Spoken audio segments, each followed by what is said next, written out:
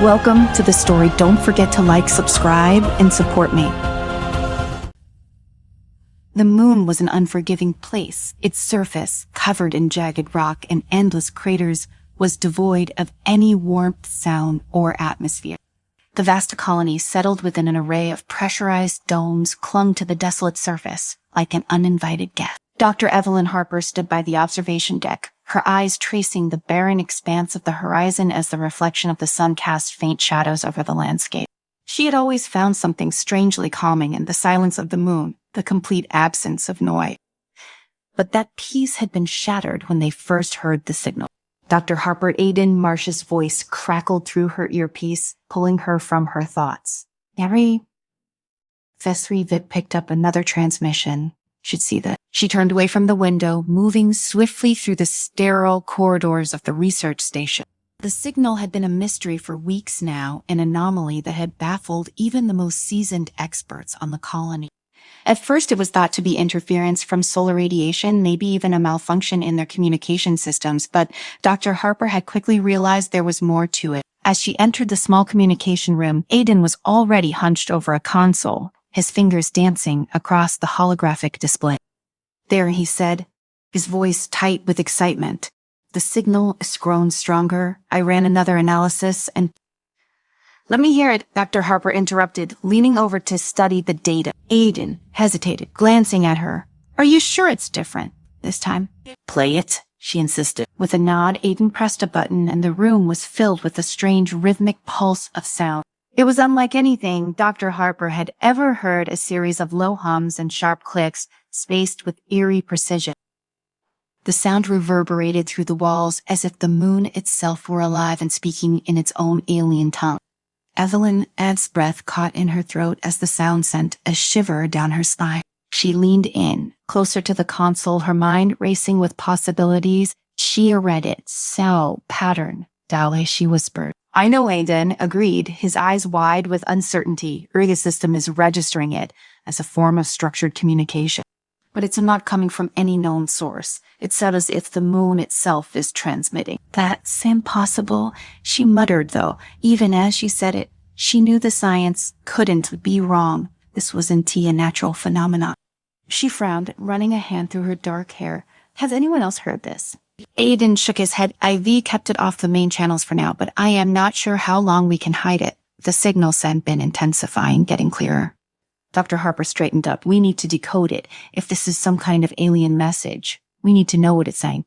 Commander Jack Reeves didn't trust science, or more accurately, he did trust what science sometimes dragged up from the unknown. He had been stationed on this moon for 3 years now, long enough to know that when things started getting weird, it usually spelled trouble. So when Dr. Harper requested his presence in the communications room, he walked in with his arms crossed and a stern look on his face. This better be good, Doctor, he said, his deep voice carrying an edge of impatience. Explain what Sci-Fi is all about. Evelyn did bother with pleasantries. Harry monitoring a signal from beneath the surface. It's transmitting through the rock, bypassing the need for atmosphere, and its sight increasing in strength. Commander Reeves raised an eyebrow at a signal from the rock. What the hell does that mean? It means, she replied, pulling up a holographic display. Brian, we're not dealing with a natural occurrence. We think it's a language.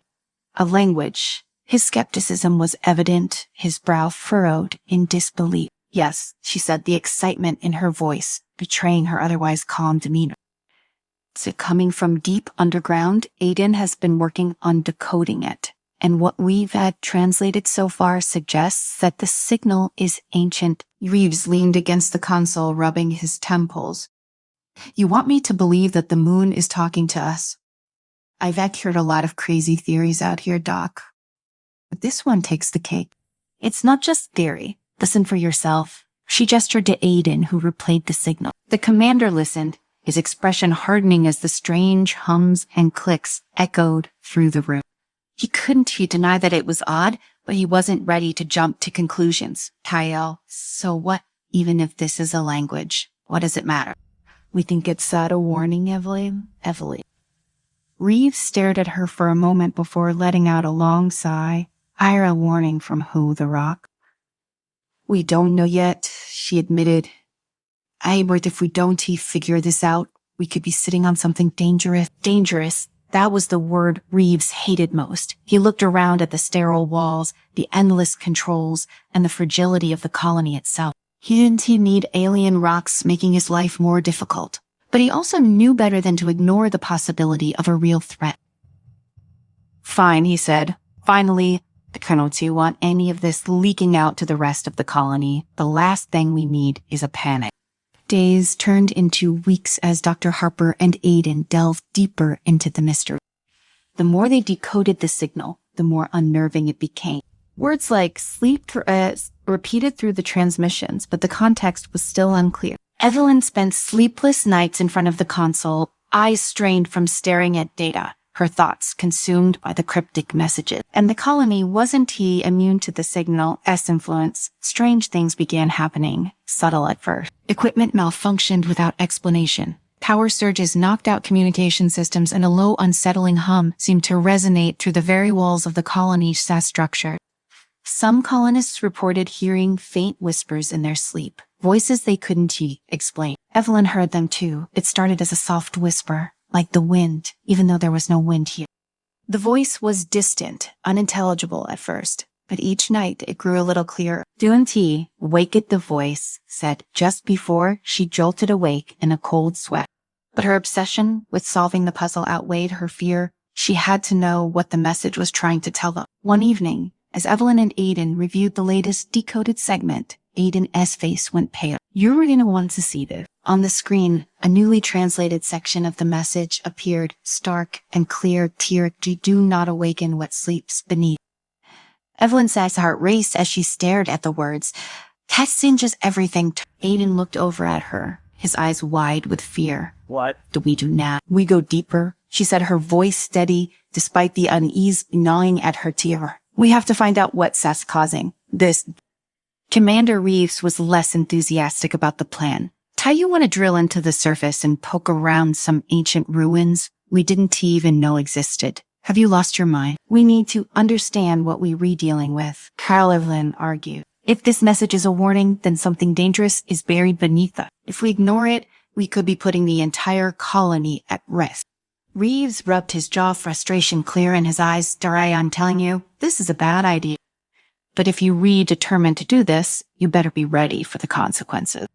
The excavation began the following day. Using advanced drilling technology, a team of engineers broke through the moon's surface and dug deep into the ground. What they uncovered left even the most seasoned workers speechless. Miles beneath the surface lay an ancient alien structure, a vast cavernous ruin made of black stone that seemed to pulse faintly with an energy no one could identify. As they ventured further into the ruins, the signal grew stronger, more insistent. The deeper they went, the more tangible the presence beneath the ground became. Evelyn could feel it in her bones, a low thrumming vibration that seemed to resonate with the pulse of her own heartbeat.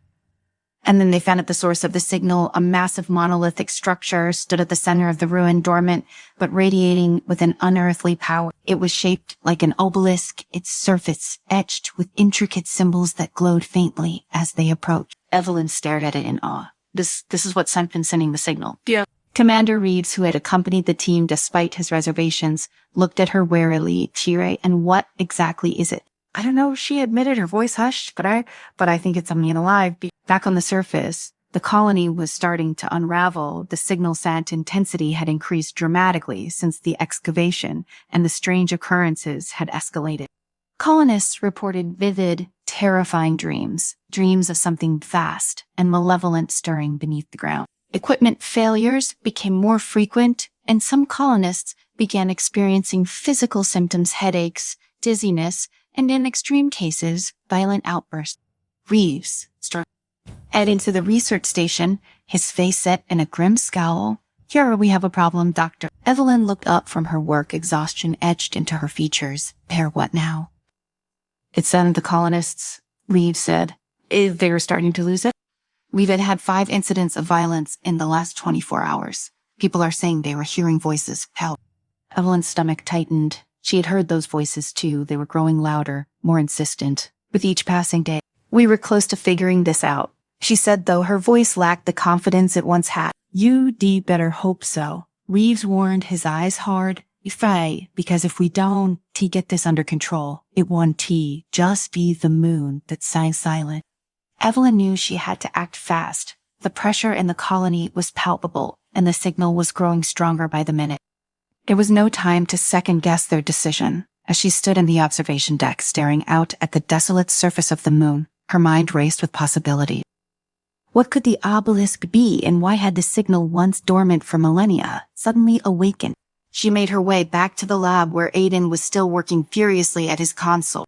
His face was pale, his eyes red, from lack of sleep. The constant hum of the signal seemed to seep into their very bones, a reminder that they were running out of time. "I've isolated a new part of the transmission," Aiden said, barely looking up as she approached.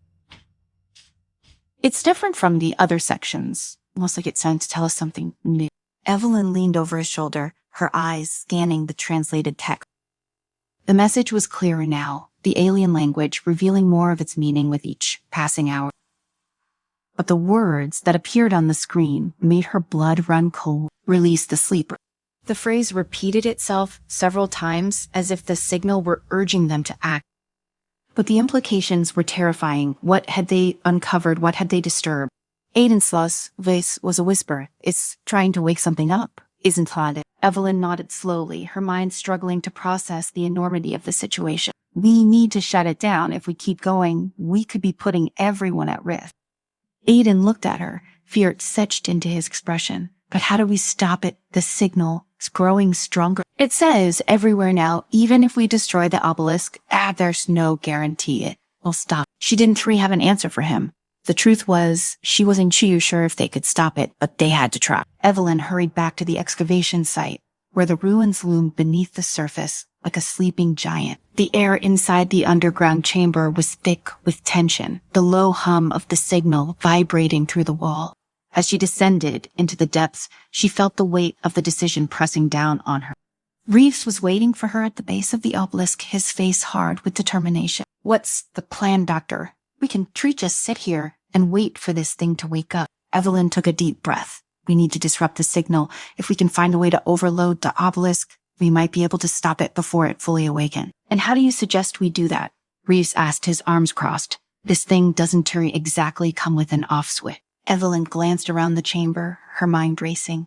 There had to be something, some way to interfere with the signal, say, transmission. Her eyes fell on the colony's drilling equipment, the heavy machinery that had been used to excavate the ruin. "The core reactor," she said. "Suddenly, we can use the reactor to send out an opposing signal. If we can amplify it enough, it might be enough to disrupt the obelisk's energy field." Reeves frowned. "And what happens to the colony if we blow the core? We're all dead." "We need to destroy it," she replied quickly, "just a surge enough to throw off the signal. It's risky, but it's the only shot we've got."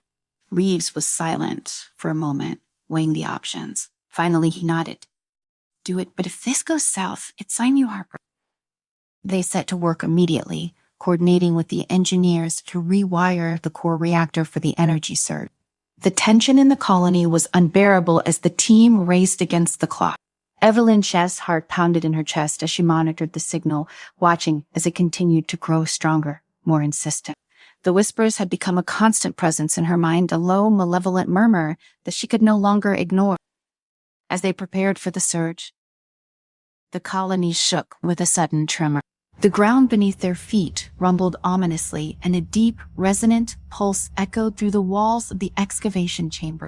Evelyn's eyes widened in horror as she realized what was happening. "It's you waking up," she whispered.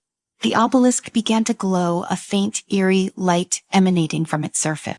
The symbols carved into its black stone pulsed with a rhythmic energy, the sound growing louder, more deafening with each passing second. The very air around them seemed to vibrate with the power of the entity stirring beneath the surface.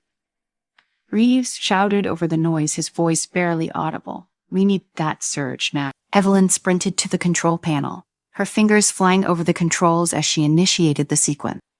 The core reactor hummed to life, its energy output spiking as the engineers redirected the flow of power toward the obelisk. For a brief moment, everything seemed to stop. The noise, the vibrations, The whispers all ceased in an instant, leaving an eerie silence in their wake. Evelyn held her breath, waiting for the surge to take effect, and then the obelisk erupted. A blinding flash of light filled the chamber, and a wave of energy exploded outward, knocking Evelyn and the others off their feet. The ground shook violently, and the walls of the ruin began to crumble as the ancient structure buckled under the force of the surge. Evelyn scrambled to her feet, her ears ringing as she fought to regain her balance. The obelisk had been shattered, its once impenetrable surface now reduced to jagged fragments. But the danger was far from over. A low guttural roar echoed through the ruins, a sound that made Evelyn as blood turned to ice. The entity was awake, and it was angry. "We have to get out of here," Reeves shouted, grabbing Evelyn by the arm and pulling her toward the exit. The ground beneath them continued to shake, and chunks of debris rained down from the ceiling as they raced back to the surface. But as they emerged from the excavation site, it became clear that the colony was in even greater danger than they'd imagined. The signal had spread, infecting the very fabric of the moon itself. The ground trembled with a life of its own, as if the moon were responding to the awakening of the entity below. Colonists ran in all directions, panic spreading like wildfire as the structures of the colony began to collapse. The whispers were everywhere now, louder than ever, urging them to release the sleeper, to embrace the power that had been unleashed. Evelyn knew they couldn't stop it. Not now. The entity was too powerful, too ancient, but there was one last hope. "We need to get to the shuttle," she said, her voice shaking with fear. "We have to warn Earth. They need to know what happened here." Reeves nodded, his face grim. "We're not going to make it. If this place keeps falling apart, we need to get as many people as we can and evacuate." The next few minutes were a blur of chaos and destruction as Evelyn and Reeves led a group of survivors toward the colony and its main shuttle bay. The ground buckled beneath their feet, and the air was filled with the sound of collapsing structures and the terrified screams of those left behind. As they reached the shuttle bay, Evelyn glanced back at the ruins one last time. The obelisk was gone, but the entity's soft presence still lingered, a dark and malevolent force that had been stirred from its slumber. She knew it wasn't over, not by a long shot. The shuttle doors slammed shut behind them as they strapped in for takeoff.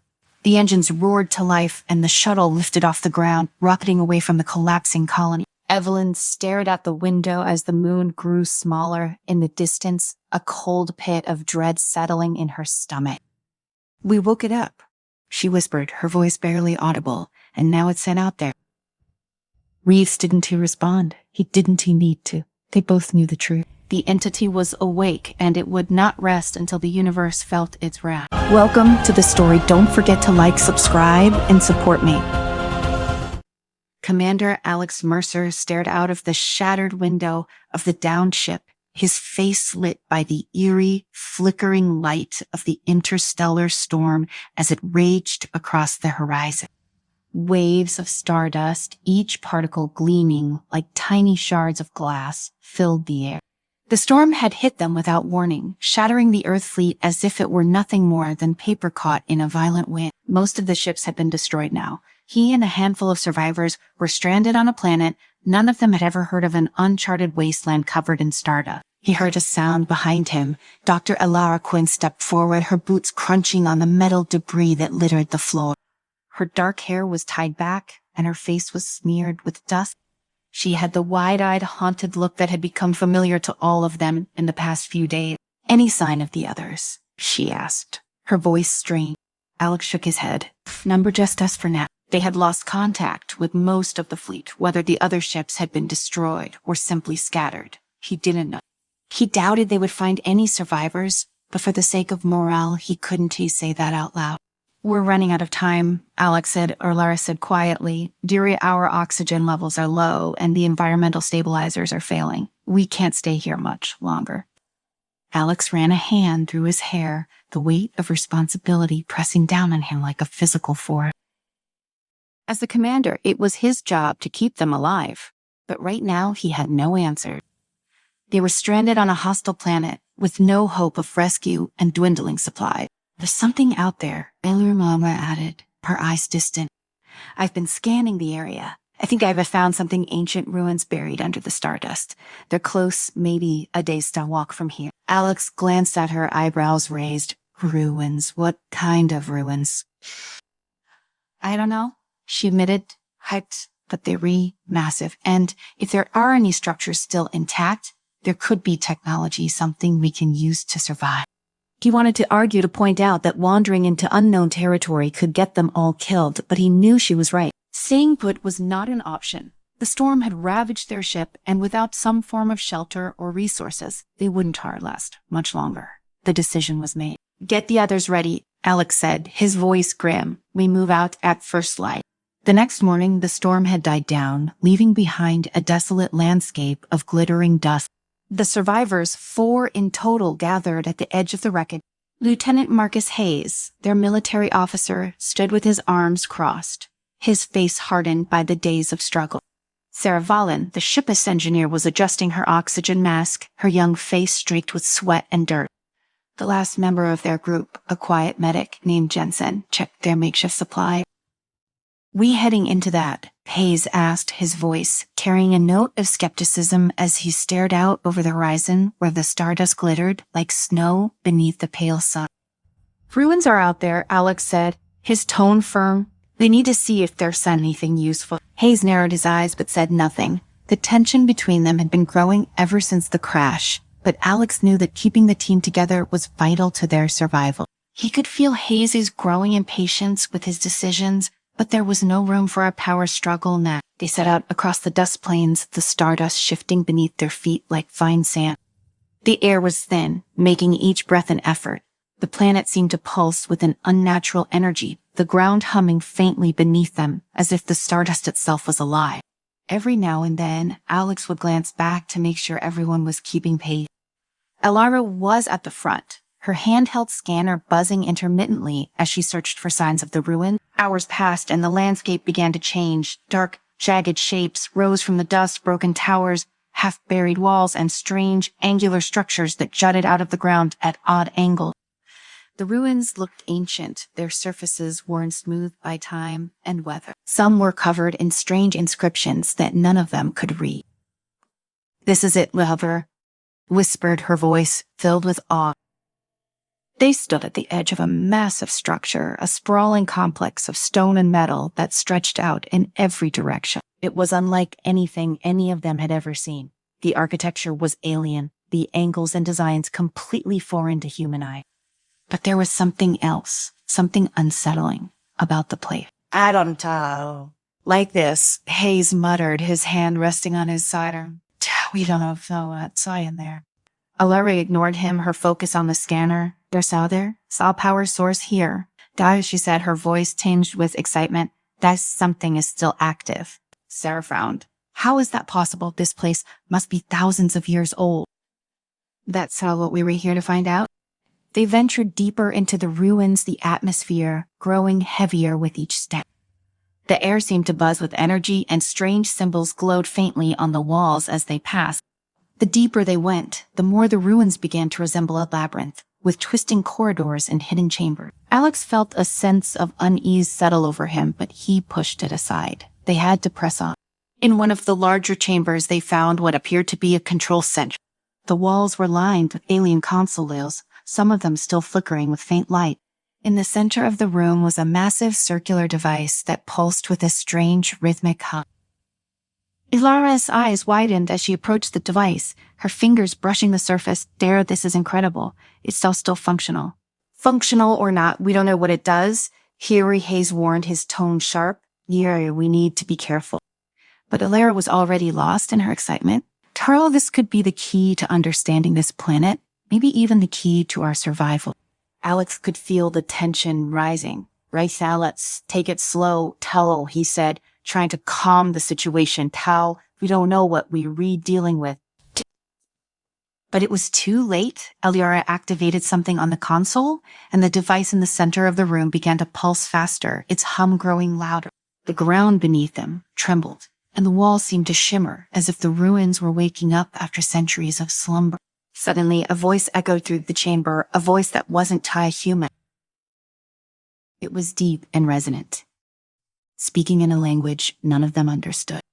The symbols on the walls glowed brighter, and the air around them seemed to warp and bend, as if reality itself was being distorted.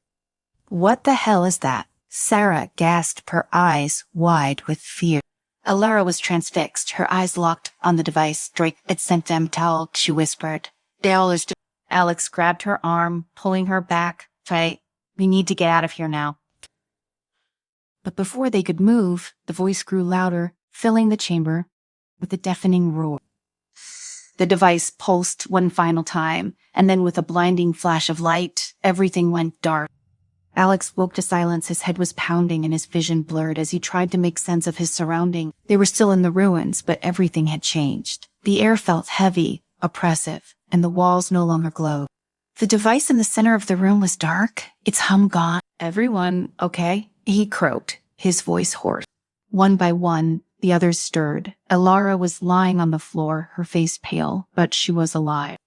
Sarah was groaning, clutching her head, while Hayes staggered to his feet, his expression grim. What just happened? Sarah asked, her voice shaky. Alara sat up, her eyes wide with a mixture of awe and fear. Trissar, we made contact. Alex frowned. With what? The elder said, her voice barely above a whisper. They were still here, Alex. Their consciousnesses, they were trapped in the ruin. Alex felt a chill run down his spine. He glanced at the dark device in the center of the room, a sinking feeling in his gut. They had awoken something ancient, something that should have stayed buried. The silence hung heavy after Alaria's words. Alex's mind raced as he tried to process what she was saying. Consciousnesses trapped in the ruins. The idea was absurd, yet the evidence was all around them. Something had happened when Alara activated the device. The entire atmosphere had changed, the sense of stillness replaced by an undercurrent of tension, as if the very air was waiting for something. We need to leave, Hayes said, his voice slow but insistent. Now, whatever that thing did, it's not good. We can too stay here. Alex was inclined to agree, but Alara shook her head, her eyes still fixed on the dormant machine in the center of the room. Remember, we can just walk away from this, don't you understand? This could be our only chance to understand what happened here, to figure out how this planet works, how we can survive. Sarah, still clutching her head, looked up at Alara with a mix of disbelief and fear. You were talking about things none of us understand. What if you triggered something dangerous?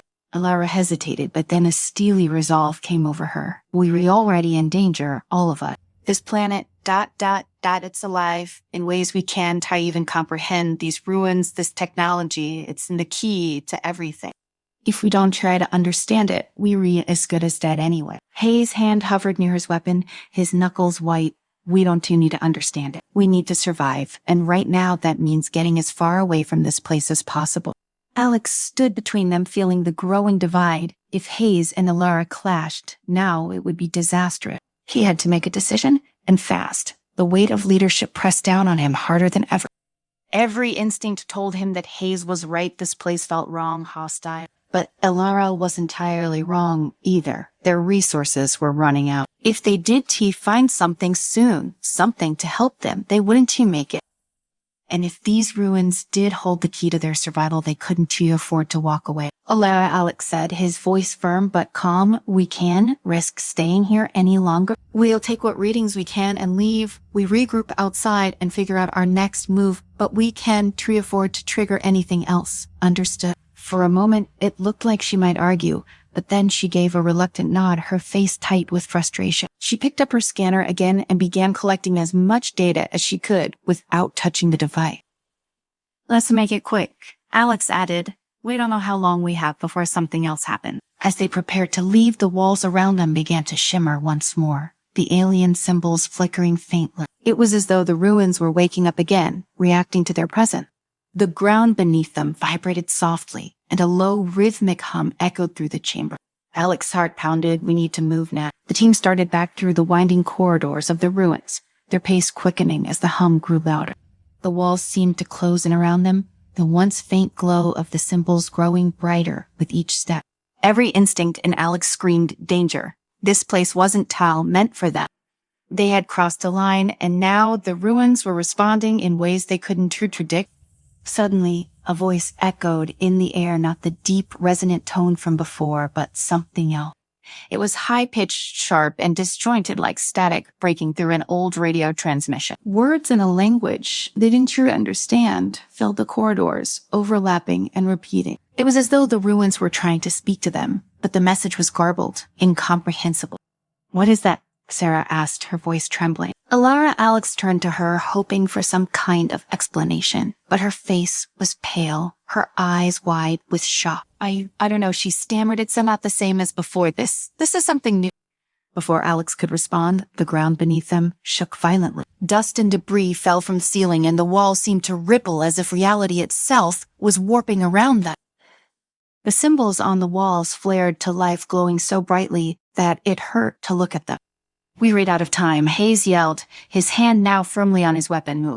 They sprinted through the corridors, the hum growing louder with every step. Alex led the way, his heart racing as the vibrations in the floor became more intense. He could feel the ruins shifting beneath his feet, as though the very structure of the place was coming apart. Just as they neared the exit, a deafening roar filled the air. The walls buckled, and a massive crack split the ground in front of them, spewing a plume of stardust into the air. The dust swirled around them, glowing with an unnatural light, forming strange shifting shapes that hovered just out of focus. Alex shielded his eyes, his mind reeling. "Keep going. We're almost there." They pushed forward, jumping over the crack in the ground and scrambling toward the entrance. The dust followed them, spiraling through the air like living creatures, twisting and writhing as though trying to reach out and pull them back. With a final burst of energy, they stumbled out of the ruins and collapsed onto the ground outside, gasping for breath. The air was thick with stardust, but it felt like freedom compared to the suffocating tension of the ruin. Behind them, the entrance to the ruins shuddered and began to collapse, sending up a cloud of dust and debris. For a moment, none of them spoke. They were too exhausted, too shaken by what had just happened. Alex lay on his back, staring up at the pale sky, his mind racing. They had barely made it out alive. Whatever power was in those ruins, it was far more dangerous than any of them had anticipated. After a long silence, Hayes finally spoke, his voice low and grim. "I told you we shouldn't have gone in there." Alara sat up, her face pale but defiant. "We had no choice, and now we know there's something here, something powerful. If we can figure out how to control it, it could save us." Hayes shook his head, "Or it could kill us all. You saw what happened in there. That place isn't a solution. It's a death trap." Alex knew Hayes had a point. The ruins were dangerous, unpredictable. But Alara was right too. They had discovered something incredible, something that might be the key to their survival. The problem was they had no way of knowing whether that power would save them or destroy them. "We'll deal with it later," Alex said, his voice hoarse. "For now, we need to focus on staying alive." They gathered what little supplies they had left and set up a temporary camp a safe distance from the ruin. The air around them still crackled with the strange energy of the planet, and the sky was a swirling mass of stardust, but for the moment they were safe. As the night wore on, Alex found himself staring at the ruins in the distance, the alien structures now partially buried in the dust. He couldn't shake the feeling that they had awoken something that should have stayed buried. The voice, the symbols, the strange energy, it was all connected. But he didn't know how, and the more he thought about it, the more uneasy he became. Alara approached him, her expression somber. "I've been going over the data we collected," she said quietly. I think the elders were trying to communicate with us, but something went wrong." Alex raised an eyebrow. "What do you mean?" "Their technology is ancient, far beyond anything we've ever encountered. But it's damaged, corrupted somehow. When I activated the device, I think it triggered a malfunction. That's why the communication was so garbled. The elders were trying to send us a message, but the system is too broken to function properly." "And what was the message?" Elamala hesitated, her eyes flickering with uncertainty. "I don't know, but whatever it was, I think it was a warning." Alex felt a chill run down his spine, a warning. He didn't like the sound of that. But there was no turning back now. They had crossed a line, and whatever they had awoken, it was out there, waiting. The night dragged on, and Alex sat in the dim light of their makeshift camp, his thoughts consumed by the ruins and the mystery they held. He knew that their survival depended on understanding the truth of this planet, but the deeper they went, the more dangerous it became. The elders' warning echoed in his mind, a constant reminder that they were treading on dangerous ground. And as the first light of dawn crept over the horizon, Alex made a silent vow. Whatever secrets this planet held, he would uncover them, but he would do it on his own terms, and he would keep his team alive, no matter the cost. Welcome to the story. Don't forget to like, subscribe, and support me. The shuttle rumbled as it descended through the turbulent atmosphere of Sosira, a dying planet whose cracking surface was a graveyard of forgotten promises. Captain Julia Morgan gripped the armrest tightly, watching the fractured landscape rise to meet them. The turbulence wasn't just atmospheric. The planet itself was tearing apart, each new fracture sending tremors that reverberated into the sky. His pale fingers hovered over a small data tablet, his eyes flickering with excitement as energy readings spiked again and again. "Do you feel that, Captain?" Monroe asked, his voice distant. "The energy here, it's like nothing I've ever seen. This isn't just geological collapse. Something far greater is happening beneath the surface." Julia didn't answer immediately. Her focus was on the landing, her military instincts bracing for the worst. But even she felt it, the oppressive weight in the air, like an invisible force pushing against her chest. It was unsettling, as if the planet itself was watching them. The shuttle hit the ground with a hard jolt and Julia exhaled. "Touchdown," as she called over the comms, unbuckling herself from the harness. "Let's get to work. We don't have much time." Her crew, all seasoned colonists and engineers, began disembarking. Lieutenant Kamara O'Neill was already barking orders to the rest of the team, organizing the setup of the temporary base. She was efficient, no nonsense, but Julia had noticed the tension in O'Neill's eyes ever since they entered Socrates orbit. The lieutenant was skeptical of this mission from the start, and Julia couldn't blame her. So Shiro was an active disaster zone. Setting up a colony here seemed like a death wish. "Logan, house us the equipment," Julia called to the head engineer, Logan Sanders, who was overseeing the unloading of the drilling machinery.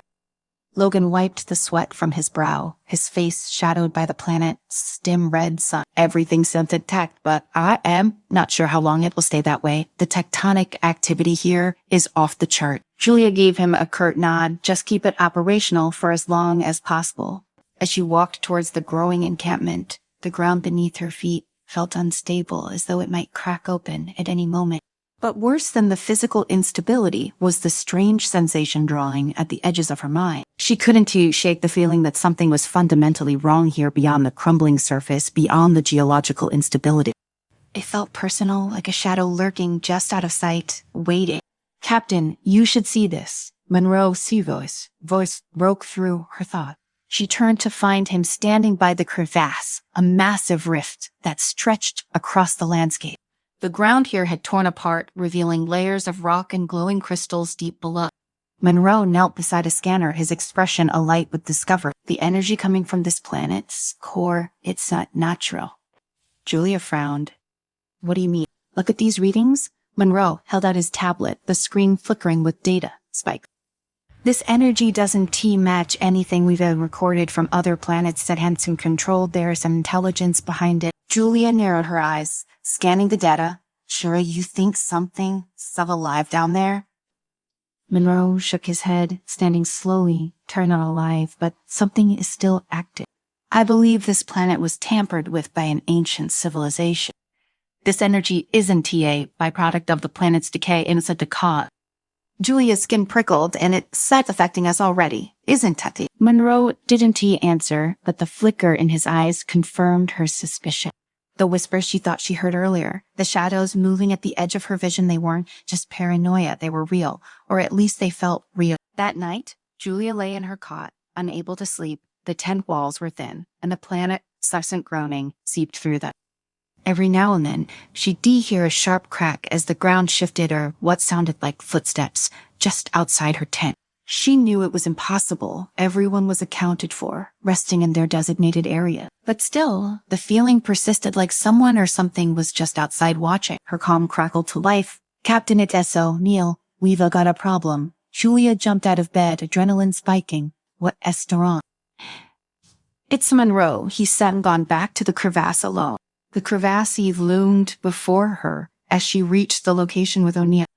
The faint glow from the crystals below gave the scene an eerie light, casting long shadows that shifted with the wind. Monroe was standing dangerously close to the edge, staring down into the abyss. "Monroe," Julia shouted, running toward him. "What the hell are you doing?"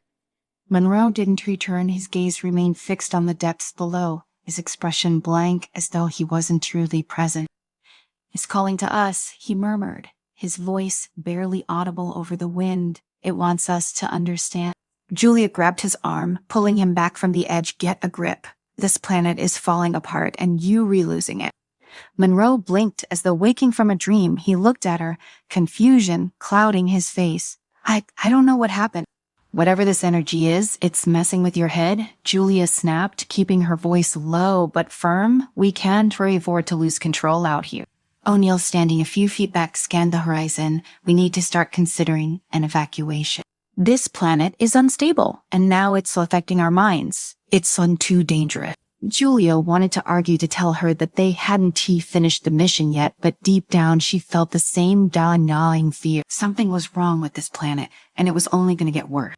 We need more data before we make any decisions, Julia said. We'll monitor the team closely. If the hallucinations get worse, we'll reevaluate. Monroe's voice trembled as he spoke again. It's not just hallucinations, it's something far deeper. We're not alone here. The following days were tense. The colonists continued their work, drilling into the planet's surface and setting up the first colony structures, but the atmosphere was thick with paranoia. Reports of strange occurrences spread like wildfire, phantom voices, shadowy figures moving at the edge of the camp, and equipment malfunctioning without explanation. Logan Sanders, the head engineer, was the first to crack. Julia found him in the mess hall one evening, pacing back and forth, his eyes wide and bloodshot. They re-watching us, Logan muttered, barely aware of her presence. They right there in the shadows. I see them every time I close my eye. Julia gripped his shoulders, forcing him to meet her gaze. Logan, listen to me. There's nothing there. It's just this planet messing with your head. Logan shook his head, violently pulling away from her. No, you don't understand. They real. I saw them. They waiting for us to fall apart. That night, Logan disappeared. They searched the camp and surrounding area for hours, but there was no sign of him. It was as if the planet had swallowed him whole. Julia knew they couldn't afford to lose another colonist, not with morale already hanging by a thread. By now, the team had split into two clear factions. O'Neill had taken command of the group pushing for evacuation, convinced that the planet's influence was only going to get worse. Julia, however, wasn't ready to abandon the mission despite the growing fear, despite the hallucinations. She knew they had to push forward, but the cracks were showing every day. More colonists reported vivid hallucinations. Some saw loved ones they had lost. Others relived traumatic events that had shaped their past. The line between reality and illusion was blurring, and Julia could feel it happening to her too. She woke one morning to find herself standing outside the tent barefoot, her fingers digging into the cold dirt. She had no memory of how she got there, only a vague sense that something had drawn her out. Monroe's condition was deteriorating as well. He spent most of his time by the crevasse, staring down into the depths, muttering to himself about the energy that pulsed from the planet's core. Julia tried to pull him back, but he was obsessed, convinced that the answer to everything lay beneath the surface. It's not just geological, he said one night, his voice barely above a whisper. It's at the doorway, the energy here, it's as a bridge between worlds. Julia didn't want to believe him, but the more time she spent on Sasira, the more she felt it too. The planet wasn't just breaking apart physically, it was unraveling, something far deeper, something that was pulling them all into its web. Julia's breath came in short, panicked bursts as she stood at the edge of the crevasse, staring into the abyss. Monroe was down there somewhere. His descent had been slow, at first methodical, almost as if he'd been entranced by whatever was waiting at the bottom. She tried to stop him, to pull him back, but something stronger than fear had pulled him in. Now he was gone, his voice echoing faintly from the depths, growing fainter with each passing minute. She clenched her fists, cursing herself for letting it get this far. The mission was falling apart. Logan had vanished, likely claimed by the planet, size-shifting surface, and O'Neill faction was getting restless. The hallucinations were becoming more vivid, more terrifying. People were losing their grip on reality, and Julia wasn't too far behind them. The whispers were constant. Now, even when she closed her eyes, they crept into her thoughts, twisting her memories, distorting her sense of time. She'd catch glimpses of people she knew couldn't be here, old friends, dead comrades just out of sight. The planet was unraveling them one by one. Captain O'Neill, Seth's voice snapped her back to reality. She turned to see the lieutenant standing a few feet away, her rifle slung over her shoulder, a grim look in her eye. We need to leave now. Monroe's gone. Logan's gone. Half the crew is barely hanging on to their sanity. We've got to pull out before this place takes the rest of us. Julia shook her head, her fingers tightening around the comm unit in her hand. Not yet. We need to find Monroe. He was onto something about the energy down there. If we leave now, we'll never know the truth about this place. The truth? O'Neill sat, voice cracked with disbelief. The truth is this planet is killing us. It's tearing us apart, and if we don't tag it out soon, it'll finish the job. Julia wanted to argue, to tell her that they had a duty to complete the mission, but deep down, she knew O'Neill was right. The planet was breaking them, physically, mentally, and every minute they stayed, they lost another piece of themselves. She lowered her gaze, the weight of the decision crushing her. Give me one more day if we can. Find Monroe by then. Only. O'Neill's expression hardened, but she nodded. One day, but after that, we were gone. Julia watched her walk away, her shoulders tense with barely contained frustration. She knew O'Neill was trying to hold the team together just as much as she was. But this wasn't true just about survival anymore. Something was pulling her deeper into Sochira's secrets, something she couldn't turn away from, no matter how much danger it posed. She looked down into the crevasse again, her heart racing. Monroe was down there, and if she didn't try to go after him, she'd never know what had drawn him in. Without another thought, Julia fastened a harness around her waist, clipped it to the rappelling line, and began her descent. The deeper she went, the more the whispers grew, louder, more distinct. They weren't just voices anymore. They were thoughts, memories, emotions that weren't her own. Faces flashed in her mind. Logan sat as wide, terrified eyes. O'Neill, sold, determined gaze. Monroe, frantic muttering. But there were others, too. Faces she didn't recognize from a time long before her own. The weight of their presence pressed against her skull as though their spirits were trapped here, lingering in the cracks of this dying world. The air grew thick with heat as she descended further into the planet. The glowing crystals that lined the walls pulsed with an unnatural light, casting eerie shadows that twisted and shifted as if they were alive. She could feel the energy, now strong, overwhelming, almost suffocating. It was alive, like Monroe had said, and it wanted something from them. Finally, her boots hit solid ground at the bottom of the crevasse. The air was stifling here, thick with the scent of sulfur and burning rock. The walls, hummed with the energy pulsing through them like the very veins of the planet, were exposed. Ahead she saw Monroe, standing in front of a massive alien structure, embedded in the rock. The architecture was strange, twisting geometric patterns that seemed to defy logic, glowing with a soft blue light that contrasted sharply with the fiery red of the planet's core.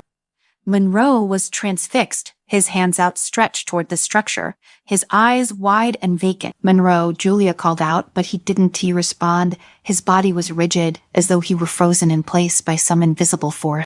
She ran to him, grabbing his arm, shaking him violently. Monroe snapped out of it. For a moment, his eyes flickered with recognition, but then they clouded over again. "It's beautiful, isn't it?" he murmured, his voice distant. "The power, it's and beyond anything we've ever known. So alive." Julia gritted her teeth, pulling him back from the structure. "This place is killing us. Monroe, we need to leave." "No," he whispered, shaking his head. "You don't understand this energy. It's not just the planet. It's a gateway, a way to transcend the aliens who built this. They were trying to harness it, but they failed. We can succeed where they did." "Monroe, listen to yourself," Julia said, her voice trembling. "This planet is collapsing. If we don't destroy whatever this is, it'll tear us apart." Monroe sass, face twisted with something like pity. "You were afraid of it, just like they were. But I am not. I see it for what it is, an opportunity."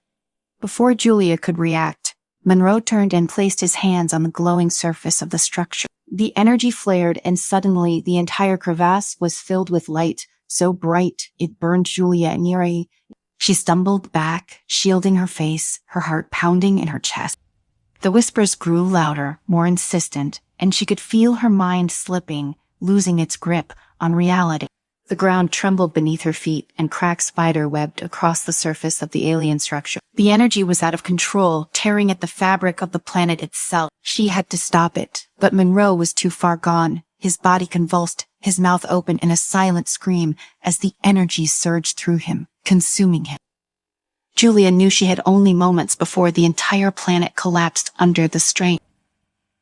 She drew her sidearm, leveling it at the structure. The shot echoed through the crevasse, and the bullet struck the heart of the alien machine. There was a blinding flash, and the world went white.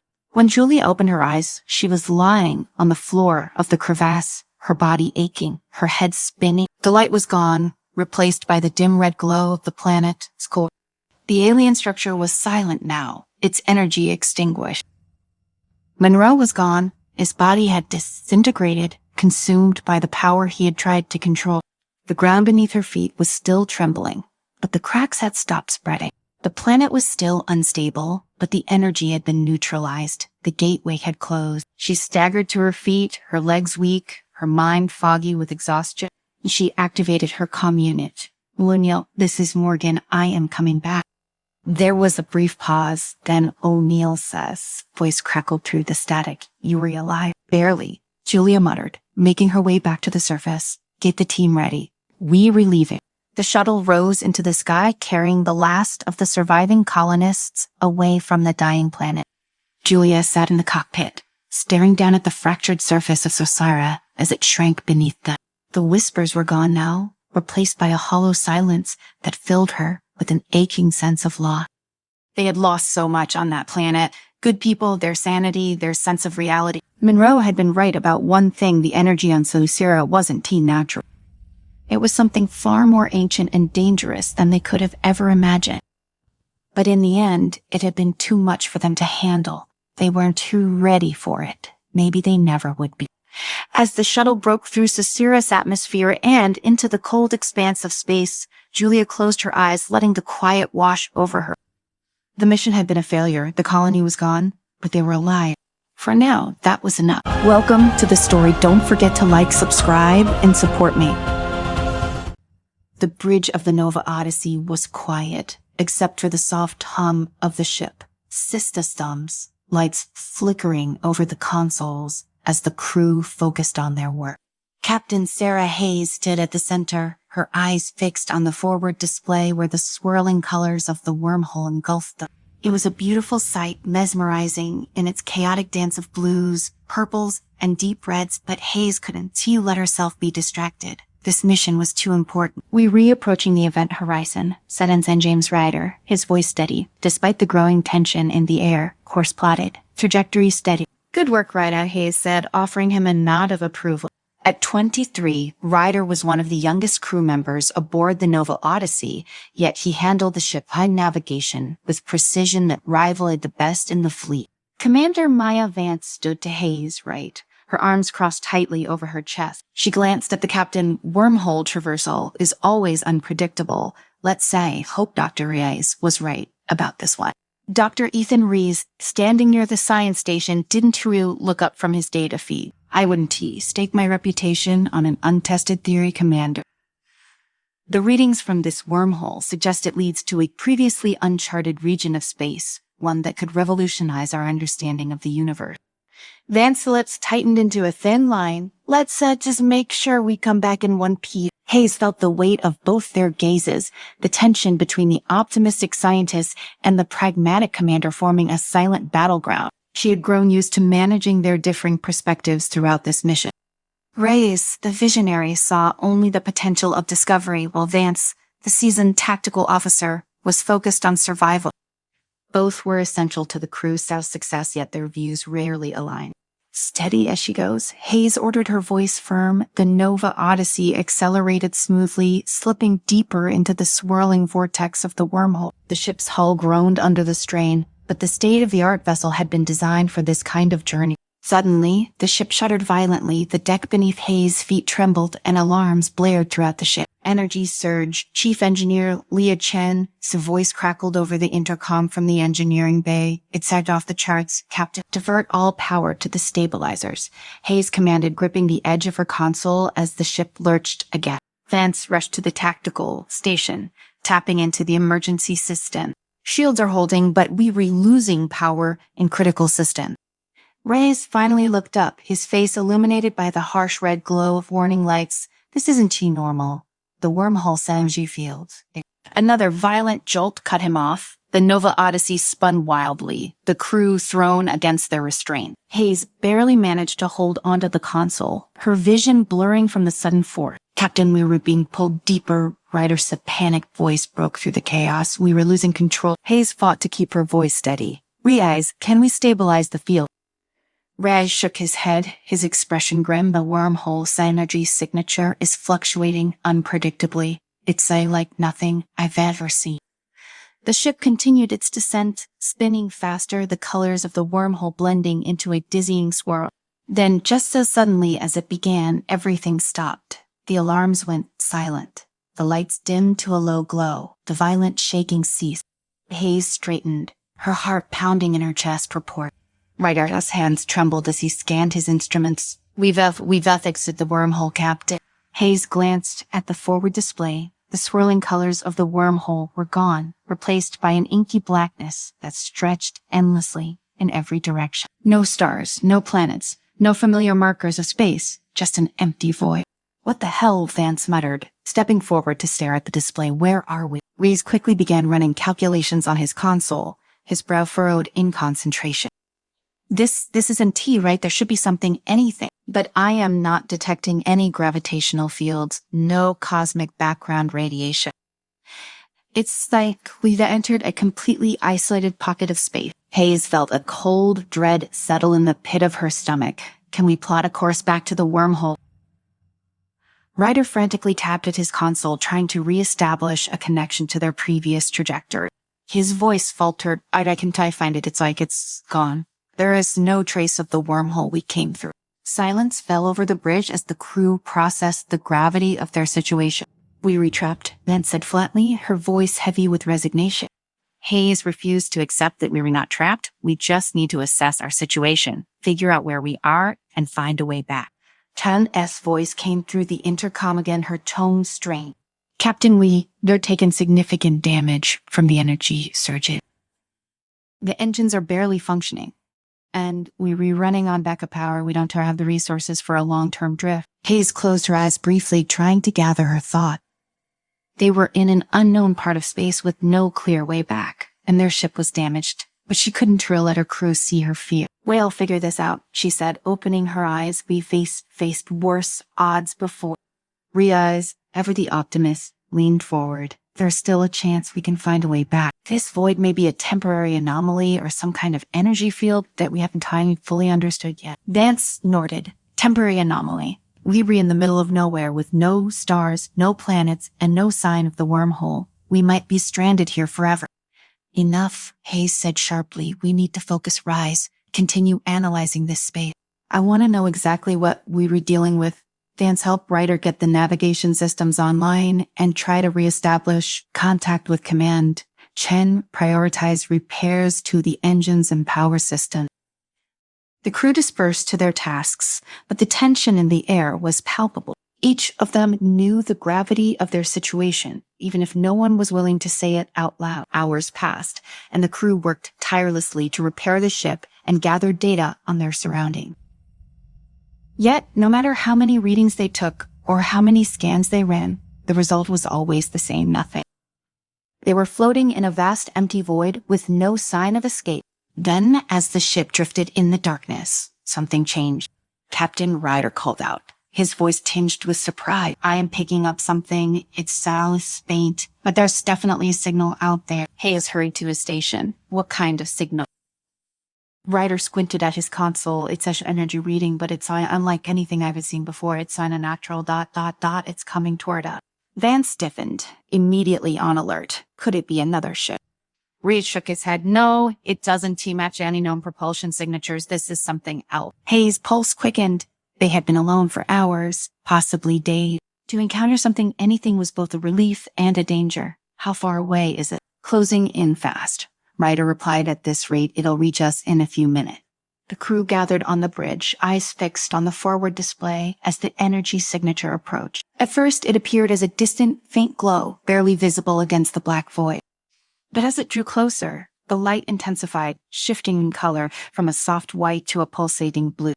The alien energy took form, a massive, shimmering entity that hovered just beyond the ship. It had no discernible shape, No solid mass, only a fluid, glowing presence that seemed to ripple and shift like liquid light. "Is it alive, Chen?" asked her voice. "Hush." Race leaned forward, his eyes wide with awe. I think it is. It's an energy-based life form, unlike anything we've ever encountered." The entity moved closer, surrounding the ship in its glowing tendrils of light. Hayes felt a strange sensation wash over her, an odd tingling awareness, as if the entity was probing her thoughts. She shook her head, trying to clear the sensation. And then a voice, not a sound, but a thought filled her mind. Hayes' breath caught in her throat. The voice in her mind was unlike anything she had ever experienced. It was not a sound, but more of a sensation, as though her thoughts were being touched and molded. She looked at the others and could tell from their wide eyes that they too were hearing it. "You are lost." Riaz was the first to respond. His voice trembled with excitement as he stepped closer to the forward display, staring into the swirling mass of energy. "Yes, we are. We need your help. We don't know where we are or how to get back."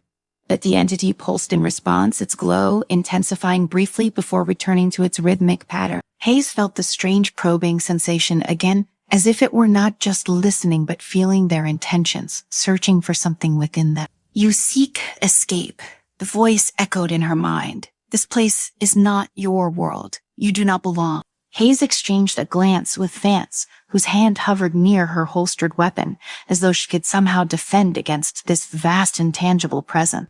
Reyes, on the other hand, was transfixed, completely absorbed in the encounter. "Can you help us?" Hayes asked, her voice steady but tinged with urgency. "We control the energy. We can manipulate it as you manipulate matter. But the power to leave is beyond simple creation. It requires understanding. You must learn." "What do you mean, learn?" Vance interjected, her tone laced with suspicion. "We don't have time for some kind of cosmic lesson. We need to get out of here." The entity pulsed again, and the sensation of its awareness deepened.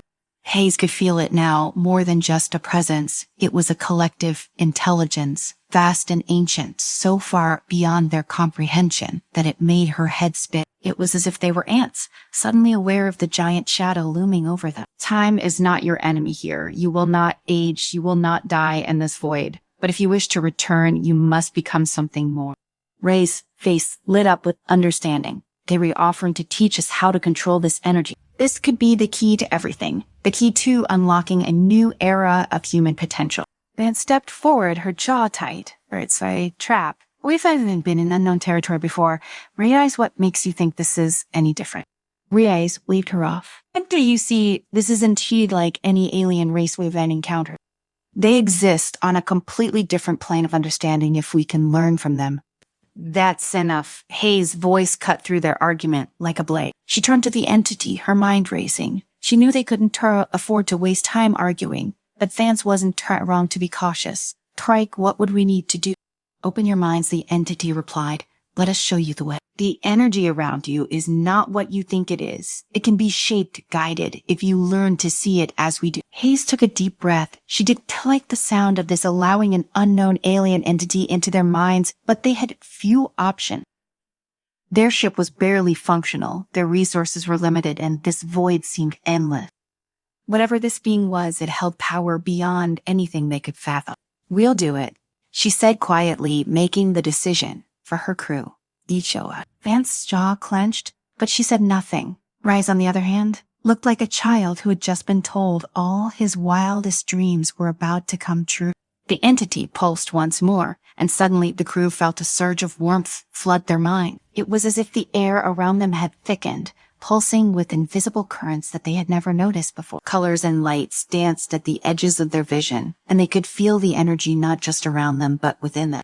Hayes staggered, grabbing the edge of her console for support. Her mind was buzzing with new sensations, her thoughts disjointed as the alien presence guided them through the first steps of understanding. This energy was not just something that flowed, it was alive, responding to thought, emotion, and willpower. Riaz let out a soft gasp. Incredible. It's like the energy wants to be shaped. It's like it's waiting for us to direct it." "Yes," the entity echoed, "but the path is not without danger. The energy will test you. It will resist. You must learn to guide it, or it will consume you." Hayes felt the weight of those words settle over her. This wasn't just a gift. It was a responsibility. If they failed to control this power, it could destroy them. She could feel it now, the underlying chaos within the energy. It was raw, untamed, a force of nature that could just as easily tear them apart if they weren't careful. For days, or maybe it was weeks, it was impossible to tell in the void. The crew underwent a series of trials, guided by the alien entity. They learned to focus their thoughts, to channel their willpower into the energy around them.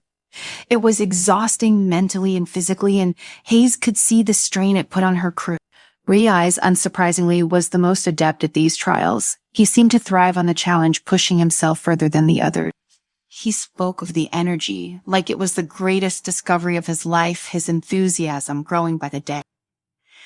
Vance, on the other hand, was growing more suspicious. She never fully trusted the alien entity, and as they delved deeper into the trials, she became convinced that there was more to their situation than the entity was letting on. One night, as they gathered in the mess hall to discuss their progress, Vance voiced her concern. "We were being used," she said bluntly, her eyes flicking between the others.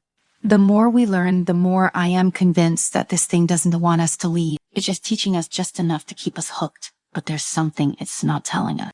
Riaz scoffed. "That's sad. Absurd. We were learning how to control forces humanity has never dreamed of. Why would it want to keep us here?" "Because we were useful to it." Vince shot back. "Do you think about it, Rafe? Why would an ancient, all-powerful entity care about helping a few lost humans?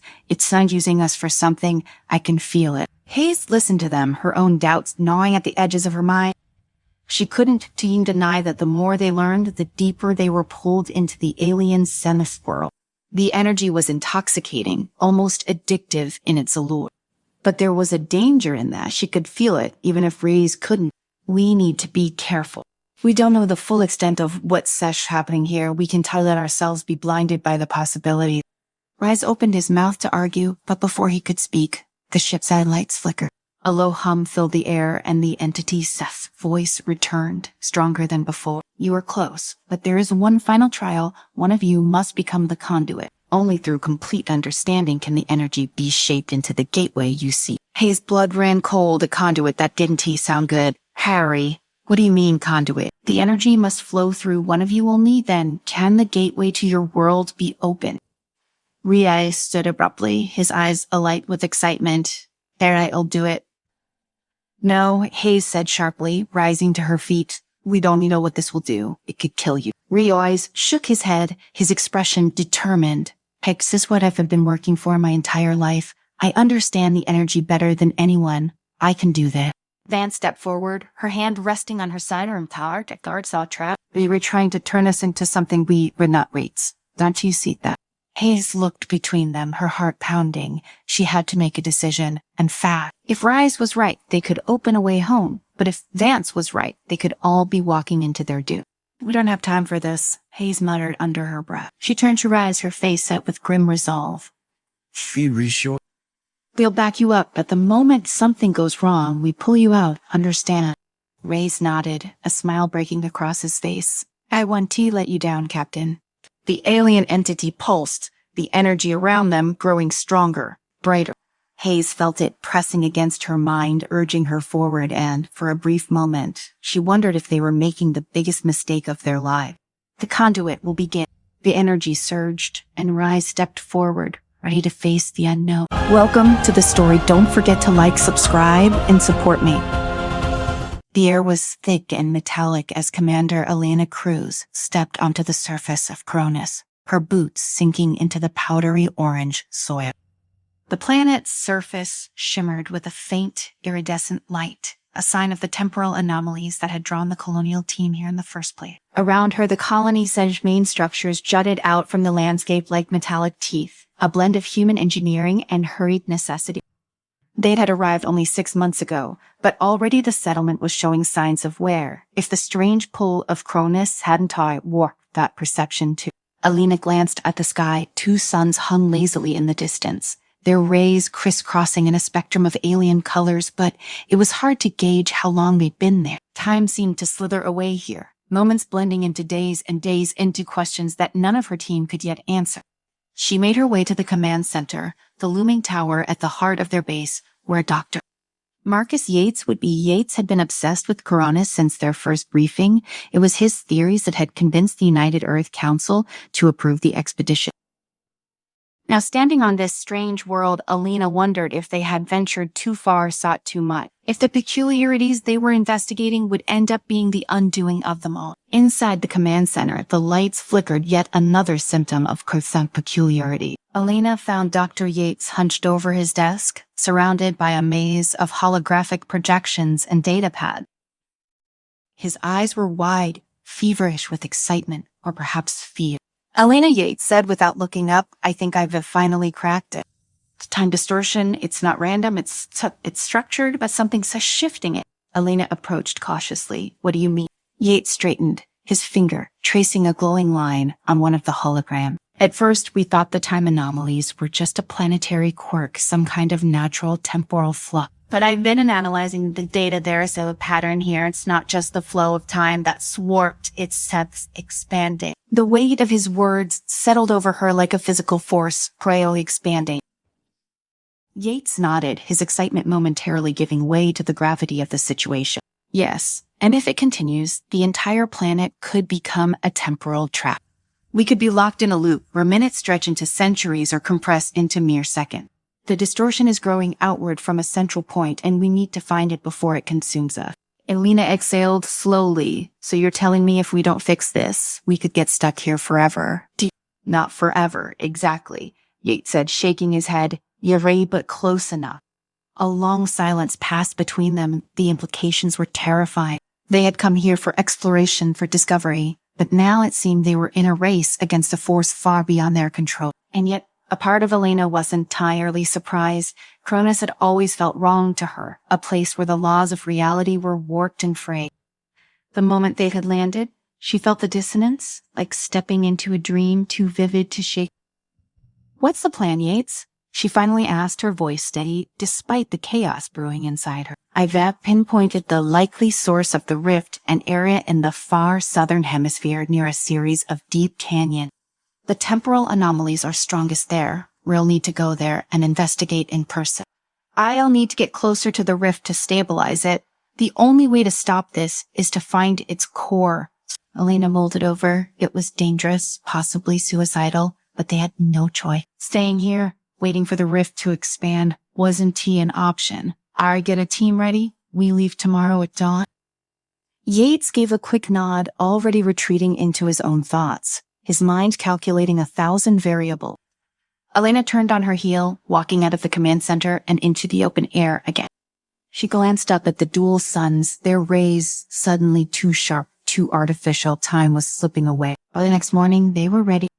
The rover thrummed beneath Alina as she piloted it over the rocky terrain, the endless expanse of Cronus spreading out before them.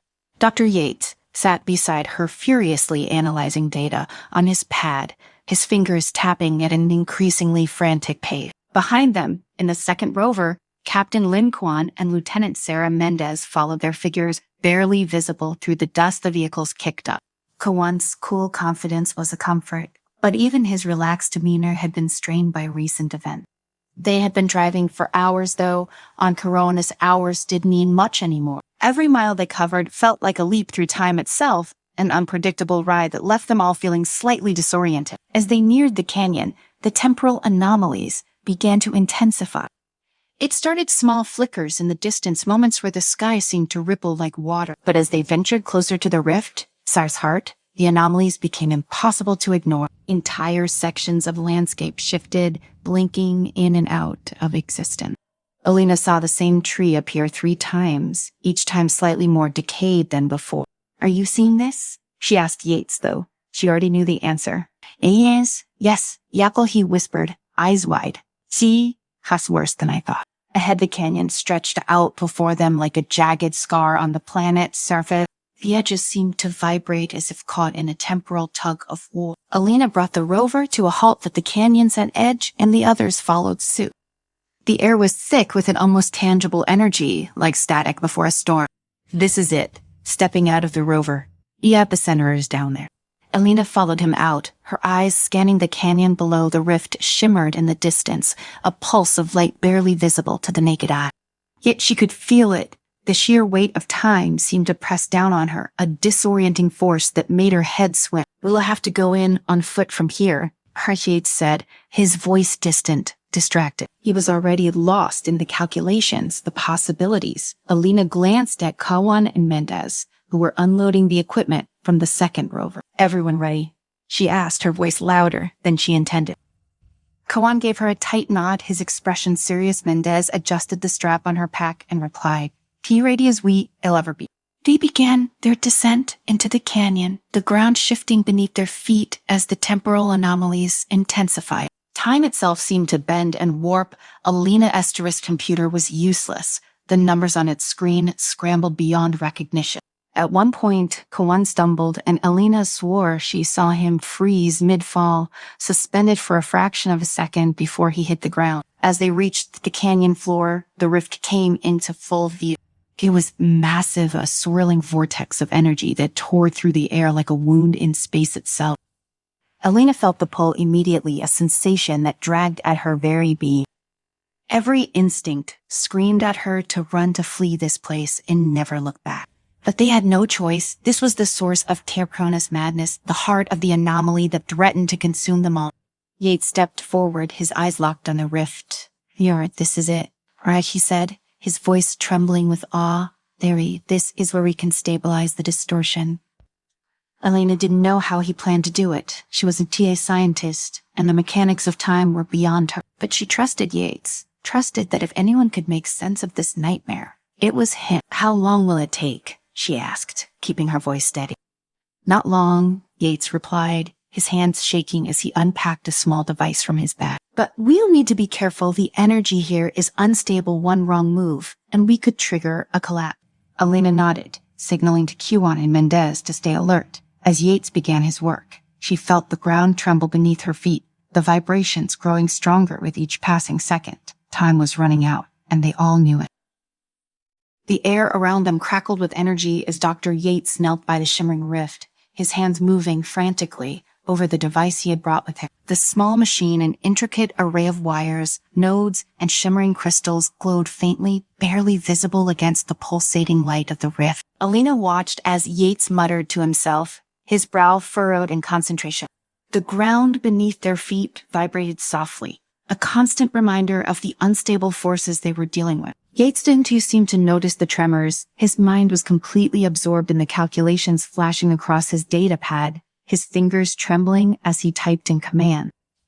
Alina glanced back at Kawan and Mendez, both of whom were standing guard, a few feet away, their eyes scanning the canyon walls for any sign of trouble. She knew they all felt the same time was against them, in more ways than one. "I need more power," Yates said suddenly, his voice breaking the tense silence. He looked up at Alina, desperation in his eyes. "The core isn't responding like I thought it would. We need to increase the energy input, or the rift one, to stabilize it." "How much more power are we talking about?" Alina asked, her voice tight. Yates hesitated, glancing down at the device. "All of it," he said quietly. Alina's stomach dropped. "All of it, Yates. That'll drain the colony's entire power grid. We'd have nothing left. No way to get back. No way to communicate." "I know," Yates cut in, his eyes wide with urgency, "but if we don't do this now, the rift will consume everything. The time distortions will spread beyond this canyon, beyond Cronus, when they'll be stuck here forever. There's no other option." Alina swallowed hard, the weight of the decision pressed down on her, the reality of their situation sinking in. She turned to Kawan and Mendez, thought. Kasawan's jaw was set, his eyes dark. "We came here to fix this. If Yates says it's the only way, I believe him. Better to burn everything trying than to sit around and wait for the rift to swallow us whole." Mendez nodded in agreement. "We'd be already on borrowed time. Was I finished it?" Alina took a deep breath, her mind racing. They were out of options. It was either risk everything or lose everything. "All right," she said finally, "do it." Yates didn't waste a second. He dove back to the machine, his hands flying across the controls as he rerouted power from the colony systems to the device at the rift's core. The hum of energy around them grew louder, the vibrations in the ground intensifying. Alina could feel the pressure in the air, like the world itself was holding its breath. Suddenly, the rift flared, a burst of blinding light, exploding outward from its center. Alina staggered back, shielding her eyes as the energy surged around them. The canyon walls seemed to ripple, the edges of reality warping under the strain. Time itself felt like it was unraveling, fragments of moments flashing before her, scenes from her past, faces she hadn't seen in years, all blending together in a chaotic blur. "Yates," she shouted over the roar of the rift. "What's happening?" Yates, didn't he respond? He was completely focused on the device, his face bathed in the harsh light of the anomaly. The energy levels were off the charts, the machine struggling to contain the power of the rift. Elena could see the strain in Yates' face, the sheer intensity of what he was trying to control. Then, without warning, the ground beneath them buckled. A deep guttural rumble echoed through the canyon as the earth shifted violently, cracks spidering out from the rift's epicenter. Elena barely managed to keep her balance, her heart pounding in her chest. Kawan and Mendez were thrown to the ground by the force of the tremor, but they scrambled back to their feet, weapons drawn, as if expecting an enemy to materialize from the swirling chaos. Elena knew they were running out of time. Literally, the rift was on the verge of collapsing, and if they didn't destabilize it soon, they'd be swallowed by its destructive force. "Yates," she shouted again, her voice hoarse. "It's now or never." Yates glanced up at her, his face pale but determined. "I am giving it everything," he shouted back. His hands flew over the controls one last time, his eyes locked on the energy readings flashing across the screen. The machine let out a high-pitched whine, the crystals embedded within it glowing brighter and brighter until they were almost blinding. Then, with a deafening crack, the light around the rift intensified, swelling to an unbearable brightness. Elena braced herself, every muscle in her body tensed, waiting for the worst. But instead of chaos, there was silence. The light from the rift dimmed, slowly fading until it was nothing more than a faint glow. The trembling in the ground stopped. The air around them was still. Elena opened her eyes cautiously, half expecting to find herself in some twisted version of reality, but everything seemed normal, or at least as normal as things could be on Corona. "Did we do it?" Kiwan asked, his voice quiet, almost disbelieving. Yates was staring at the rift, his chest rising and falling with labored breaths. I think it worked." Elena didn't dare let herself hope just yet. She took a tentative step forward, her eyes fixed on the rift. The energy it had emitted was still there, but it was contained now, no longer spilling out into the world around them. The temporal distortions were gone. Time, it seemed, had been restored to its proper flow. "We need to run diagnostics," Yates said, his voice shaky but relieved. "Make sure the rift is stable, but I think we stopped it." Elena exhaled a long, shaky breath, the tension in her body slowly easing. They had done it. They had stopped the rift from consuming them, from trapping them in the twisted fabric of Cronus, fractured time. But as she looked at the faint glow of the rift, she couldn't shake the feeling that they weren't out of the woods yet. "Let's get back to the rovers," she said finally, her voice steady. "We'll run the diagnostics from base. I don't want to stick around here any longer than we have to." The others nodded in agreement, and together they began the trek back up the canyon wall.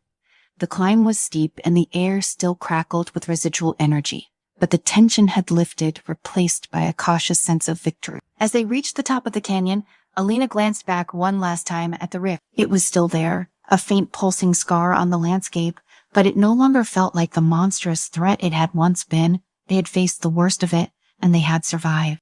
But even as they made their way back to the rovers, the uneasy feeling in Elena's gut persisted. The rift was stable for now, but Cronus was still a place where time didn't hold it should, and they were still very much alone on a planet that defied all logic.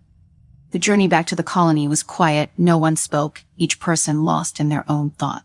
Yates kept glancing at the readings on his pad, his brow furrowed in concentration. Kawan drove in silence, his eyes scanning the horizon for any sign of trouble, though Elena knew they had faced the worst of it down in the canyon. Mendez sat beside Kawan, her fingers tapping a silent rhythm on her leg, her nerves still on edge. It wasn't she until they reached the outskirts of the colony that Yates spoke up. "Elena, I think we might have a problem." She turned to look at him, her heart sinking. "What now?" Yates held up his pad, the screen flashing with data that meant nothing to her, but clearly had him on edge.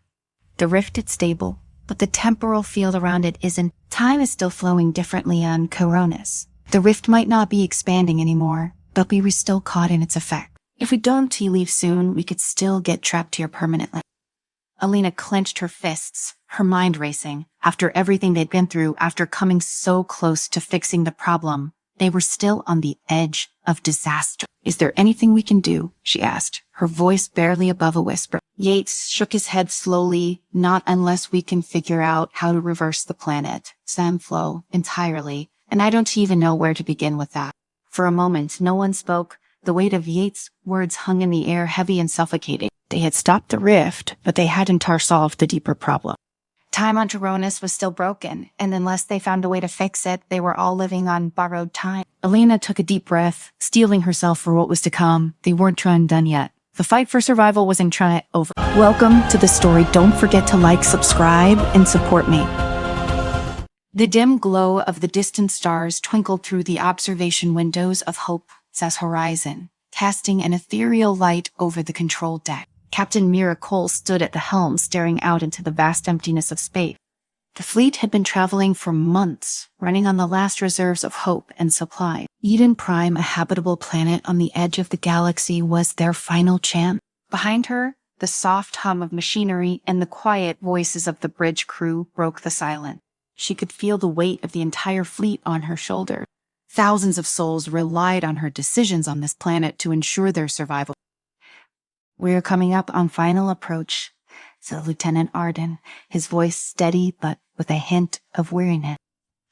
Like everyone else aboard, he hadn't had a full night's rest in weeks. "Bring us in slowly," Mira ordered, her eyes fixed on the glowing green orb slowly growing larger on the view screen. From space, Eden Prime looked serene, a beacon of life in the cold void of the galaxy's edge. Yet Mira's gut twisted in unease. She turned to Dr. Marcus Vance, the fleet's chief scientist, who was reviewing data on his tablet. "What says the latest from the surface scan?" "Life signs confirmed," Vance replied, not looking up from his tablet. "There's definitely intelligent life down there, though. The scans can determine the level of technological development. It's strange, no cities, no obvious signs of advanced infrastructure, almost like they were deliberately hiding. Or they don't want to be found," Mira said quietly, half to herself. A small crew was assembled for the initial descent to the surface. Mira had chosen a team of specialists, people she trusted, people who had been with her since the early days of the expedition. There was Arden, her steadfast Lieutenant Vance, whose brilliance had pulled them through more than a few crises, and two security officers, Jenkins and Ramirez, both hardened veterans of the endless conflicts that had plagued humanity since last year. As the shuttle disengaged from the Hope's horizon, Mira couldn't shake the growing sense of dread. This planet, Eden Prime, was too perfect. It felt like a trap. The descent was smooth, the shuttle cutting through the planet's atmosphere with ease. It looked like a paradise untouched by the ravages of time or war. "Scans show no immediate threats," Vance said as he monitored the reading. "Breathable atmosphere, moderate climate, rich in natural resources. If we can secure a foothold here, the fleet could survive for decades." Mira nodded, but her instincts told her something wasn't turning right. As they neared the surface, the shuttle passed over a stretch of barren land, charred and desolate, as if scorched by some unknown force. "Willow sat down just beyond that ridge," she said, pointing to a flat area near the tree line. "Guys, stay alert." The shuttle landed with a soft thud, and the ramp descended with a hiss. The moment Mira stepped onto the planet's surface, she felt a deep sense of unease settle over her. The air was fresh, filled with the scent of pine and wildflowers, but the silence was unnerving. No birds, no insects, no rustling of leaves, just an oppressive stillness. Jenkins and Ramirez fanned out, scanning the area for threats, while Vance busied himself collecting soil and atmospheric samples. Mira activated her comms, connecting to the Hope's horizon in orbit. "Landing is successful," she reported. "No hostile activity so far, but we'll remain cautious. We'll be on standby." The voice of Commander Lee, her second in command, crackled through the comm. "Keep us updated." Mira closed the connection and turned to Vance. "Talk for anything unusual in the readings." "Nothing immediately concerning it, he replied, "though there's something odd about the energy signatures here. It's almost like they read coming from beneath the surface, deep underground." Mira frowned. "Underground, like a power source?" Vance shook his head. "Possibly, but it's faint, intermittent. Could be natural, could be something else. We'll need to run more tests to know for sure. Before Mira could respond, Ramirez's voice cut through the Kong's star captain. You're going to want to see this. She followed Ramirez to the edge of the ridge where the trees thinned out into a clearing. At first glance, it looked like an ancient ruin, a massive stone structure, half buried in the ground, with intricate carvings running along its surface. That wasn't he in the scans, Mira said, her voice low. No, Ramirez agreed, his hand resting on his weapon. Here, but it's definitely been here a long time. Vance approached, his eyes lighting up with curiosity. Sherry, this is incredible. He murmured, running his hands over the carving. The detail, the precision, it's unlike anything I've seen before. Mira says, come beat. Captain, this is Jenkins. We've got movement to the north. I think we're being watched. Mira's hand instinctively went to her weapon. How many? Hard to say. Could be a scouting party, or could be something bigger. I can't. Stay sharp. We were heading back to the shuttle. The team began moving toward the shuttle, but the forest seemed to close in around them, the oppressive silence amplifying every sound. Mira's pulse quickened, her senses heightened. She could feel eyes on her, watching, waiting. As they neared the shuttle, a figure emerged from the shadows, tall, humanoid, but unmistakably alien. Its body was draped in a dark cloak, its face obscured by a mask adorned with glowing blue symbol. Behind it, more figures appeared, surrounding the team in a loose circle. Mira raised her hand, signaling her team to hold fire. Firing you no harm. Fire, she called out, her voice steady. Fiery explorers looking for a place to settle. The figure stepped forward, its voice echoing in Mira's mind, not through sound, but through thought. You do not belong here. Mira's grip tightened on her weapon. This planet is uninhabited, at least according to our scans. We can coexist, leave, or face the consequences. The figure's thoughts were sharp, almost painful in their intensity. Mira glanced at Vance, who was watching the encounter with a mixture of fear and fascination. Mira, what are you, Saya? She asked, stepping forward. The figure's head tilted slightly as if considering her question. We are the guardians of this world. You have awakened something that should remain asleep. Leave before it sends too late. Before Mira could respond, the figures vanished into the forest as silently as they had appeared, leaving the team standing in stunned silence. Well, Jenkins muttered, that was unsettling. Mira turned to Vance, who was already scribbling notes on his tablet. What do you make of that? Telepathic communication, he said, his eyes wide with excitement. Valhira, incredible. I've never seen anything like it. Incredible. Or not, they want us gone, Mira said, his hand still resting on his weapon. We should get back to the ship and figure out our next move. Mira nodded, though. Her mind was racing. Who were these beings? And what was this Tari something CI they claimed had been awakened? There were too many unanswered questions. And every instinct she had screamed that this planet was hiding something far more dangerous than they had anticipated. Back aboard the Hopeset's Horizon, Mira gathered the senior officers in the war room, a cramped but secure space where critical decisions were made. The holographic display in the center of the room showed a rotating image of Eden Prime with various points of interest marked by the scans they had conducted. Commander Lee, a seasoned strategist with years of combat experience, was the first to speak. We have two options, he said bluntly. Either push forward and secure a foothold on the planet, or we cut our losses and move on. Move on to where Dr. Vance interjected. It is the last habitable planet we've encountered in months. If we leave, we may never find another. Guys, just ignore the fact that there's Scion intelligent species down there, Mira said, leaning forward. I've even made it clear they don't want us here. We've dealt with hostile natives before, Lee said, and we can handle them. This is different, right? Mira said, shaking her head. They're not just hostile, they're guarding something, and whatever it is, they believe it. Zender. Vance cleared his throat. I believe they're referring to the energy readings we picked up. There's something beneath the surface, something ancient and powerful. If we could get to it, study it, it might give us an edge. An edge for what? Ramirez asked, folding his arms. We're here to survive, not start a war. Mira sighed, feeling the weight of the decision pressing down on her. We need more information before we make any decisions. Vance, I want you to continue studying those energy readings. Lee, prepare for a potential evacuation, just in case. As the meeting broke up, Mira lingered behind, staring at the holographic image of Eden Prime. The planet had seemed like a beacon of hope, but now it felt like a trap. The refugees, those alien beings, knew more than they were letting on, and Mira wasn't sure if they were friends or foes. She only knew one thing for certain: whatever secrets Eden Prime held, they were about to be uncovered. Mira stood in her quarters, the dim light from the ship's systems casting long shadows on the wall. She ran a hand through her short hair, the weight of responsibility pressing heavily on her shoulder. The meeting had left her unsettled. The threat from the refugees felt too real to ignore, but the fleet-sized situation was too dire to turn back. Supplies were running out, and Eden Prime was their last hope. A soft knock on the door pulled her from her thoughts. It slid open to reveal Dr.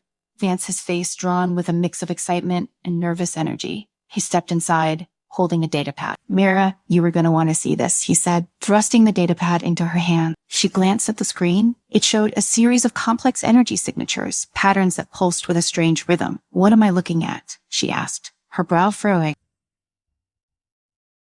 "These are the readings from that underground structure we found," Vance explained. "At first I thought it was just residual energy from some kind of old tech, but the more I studied it, the more I realized it's active, whatever, sorry, down there. It's still functioning." Mira looked up at him, her expression grim. "And you think it's what the refugees are guarding?" "I am sure of it," Vance said, his eyes gleaming with the thrill of discovery. "They were protecting it for a reason that they didn't recreate it. This is ancient, older than their species, maybe older than any known civilization in the galaxy." Mira set the datapad on her desk and crossed her arms. "And you think we should poke around down there after they warned us not to?"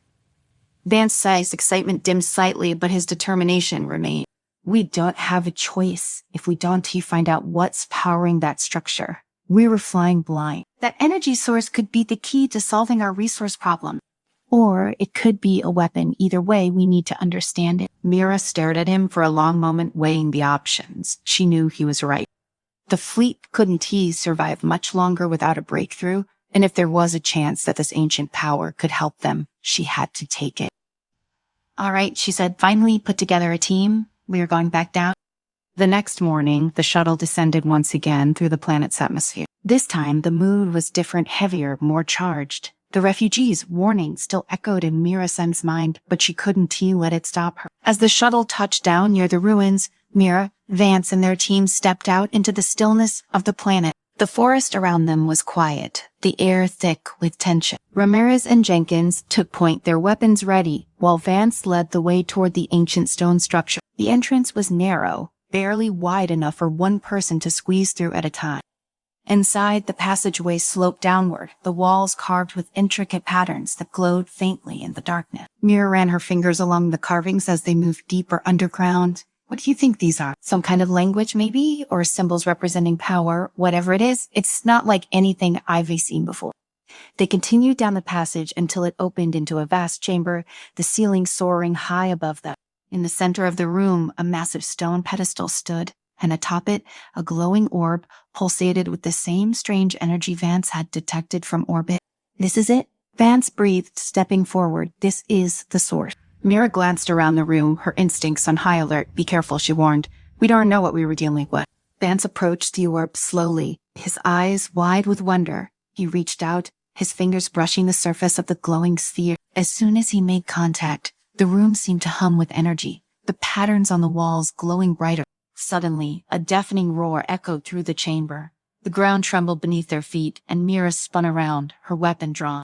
From the shadows at the far end of the room, a massive figure emerged, a hulking creature made of stone and energy, its eyes glowing, the same eerie blue as the orb.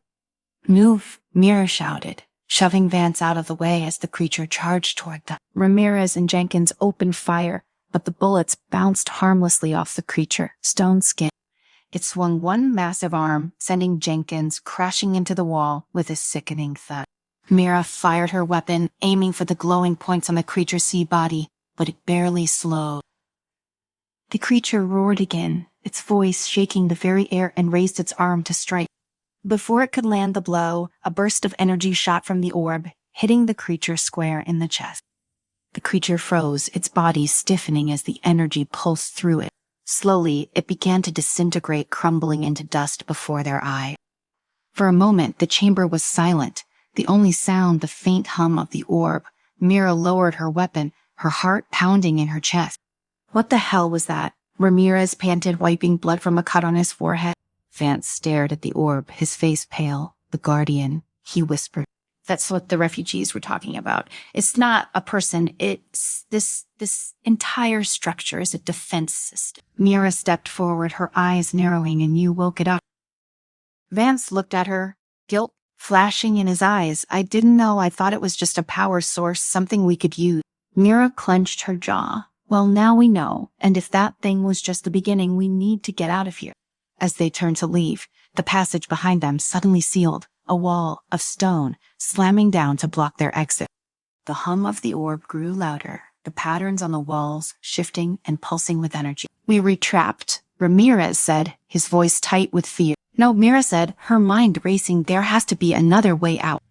The refugees knew about this place. They must have a way to control it. Vance nodded. The carvings on the walls, they were not just decoration, they were instruction. He ran his fingers over the glowing patterns, his eyes scanning the symbol. It sets a control system, he muttered. If we can figure out the sequence, we can deactivate the defenses and get out.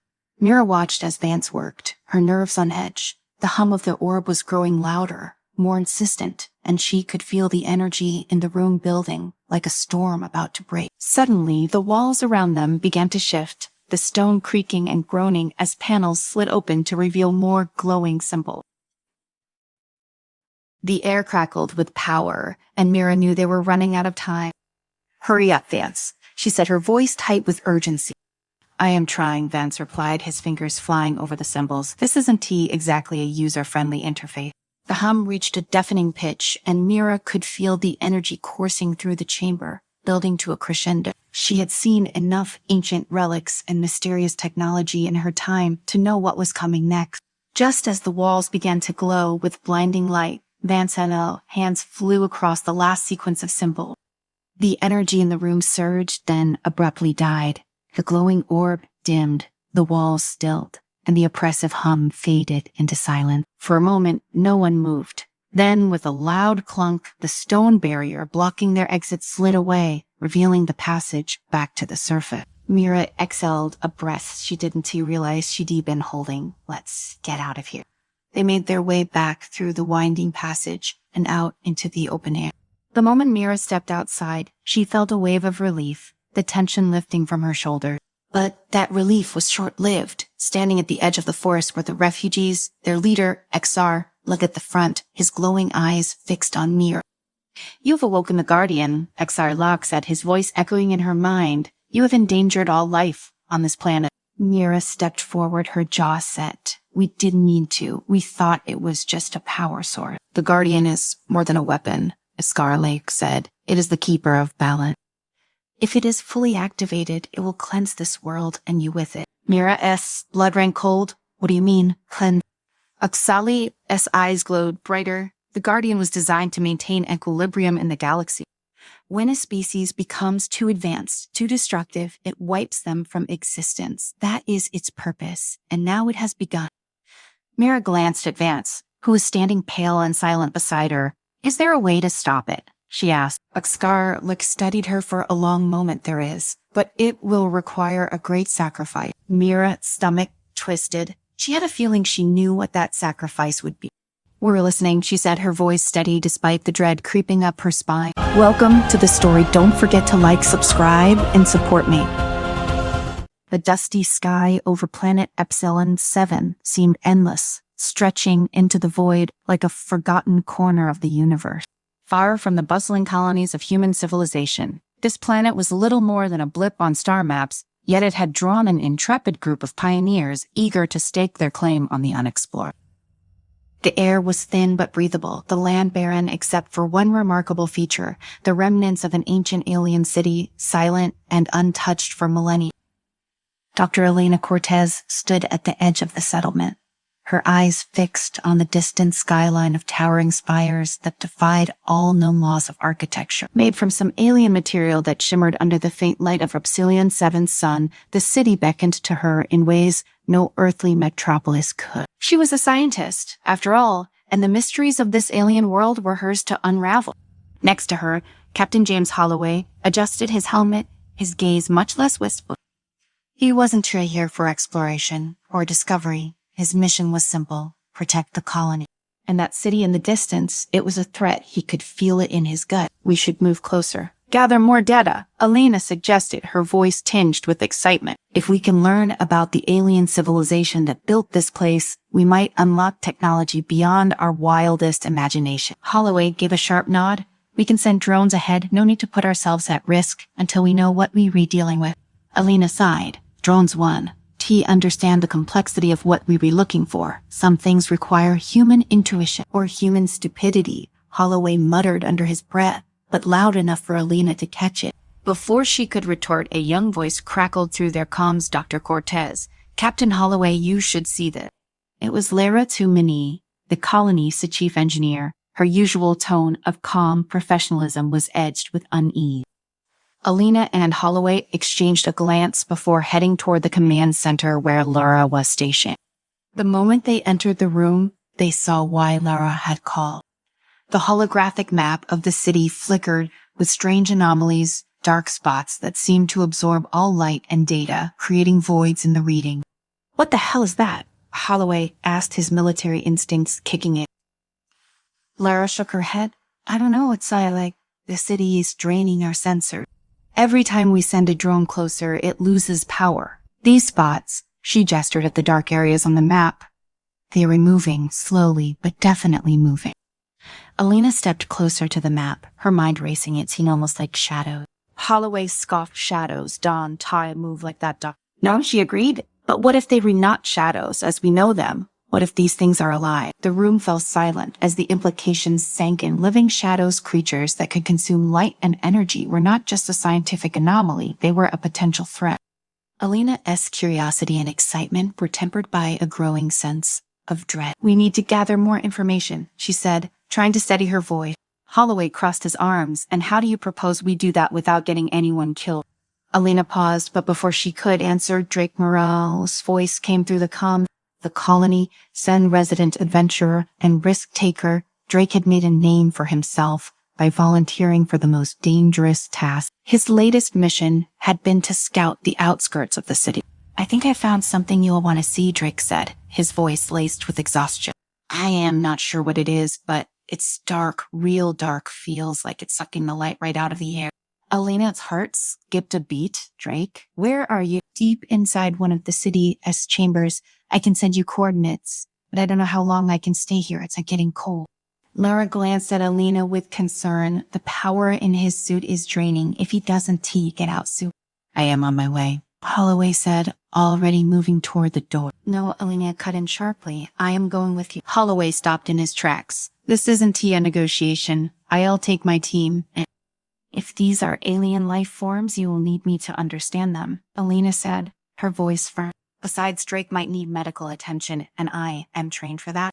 Holloway scowled, but after a moment he nodded. Fine, let's move. They took a rover to the outskirts of the city, its tires kicking up clouds of dust as they approached the alien ruin. The structures loomed larger with every passing minute, casting long, ominous shadows over the barren landscape. When they finally arrived, Holloway seemed fanned out, their weapons at the ready, while Elena followed close behind.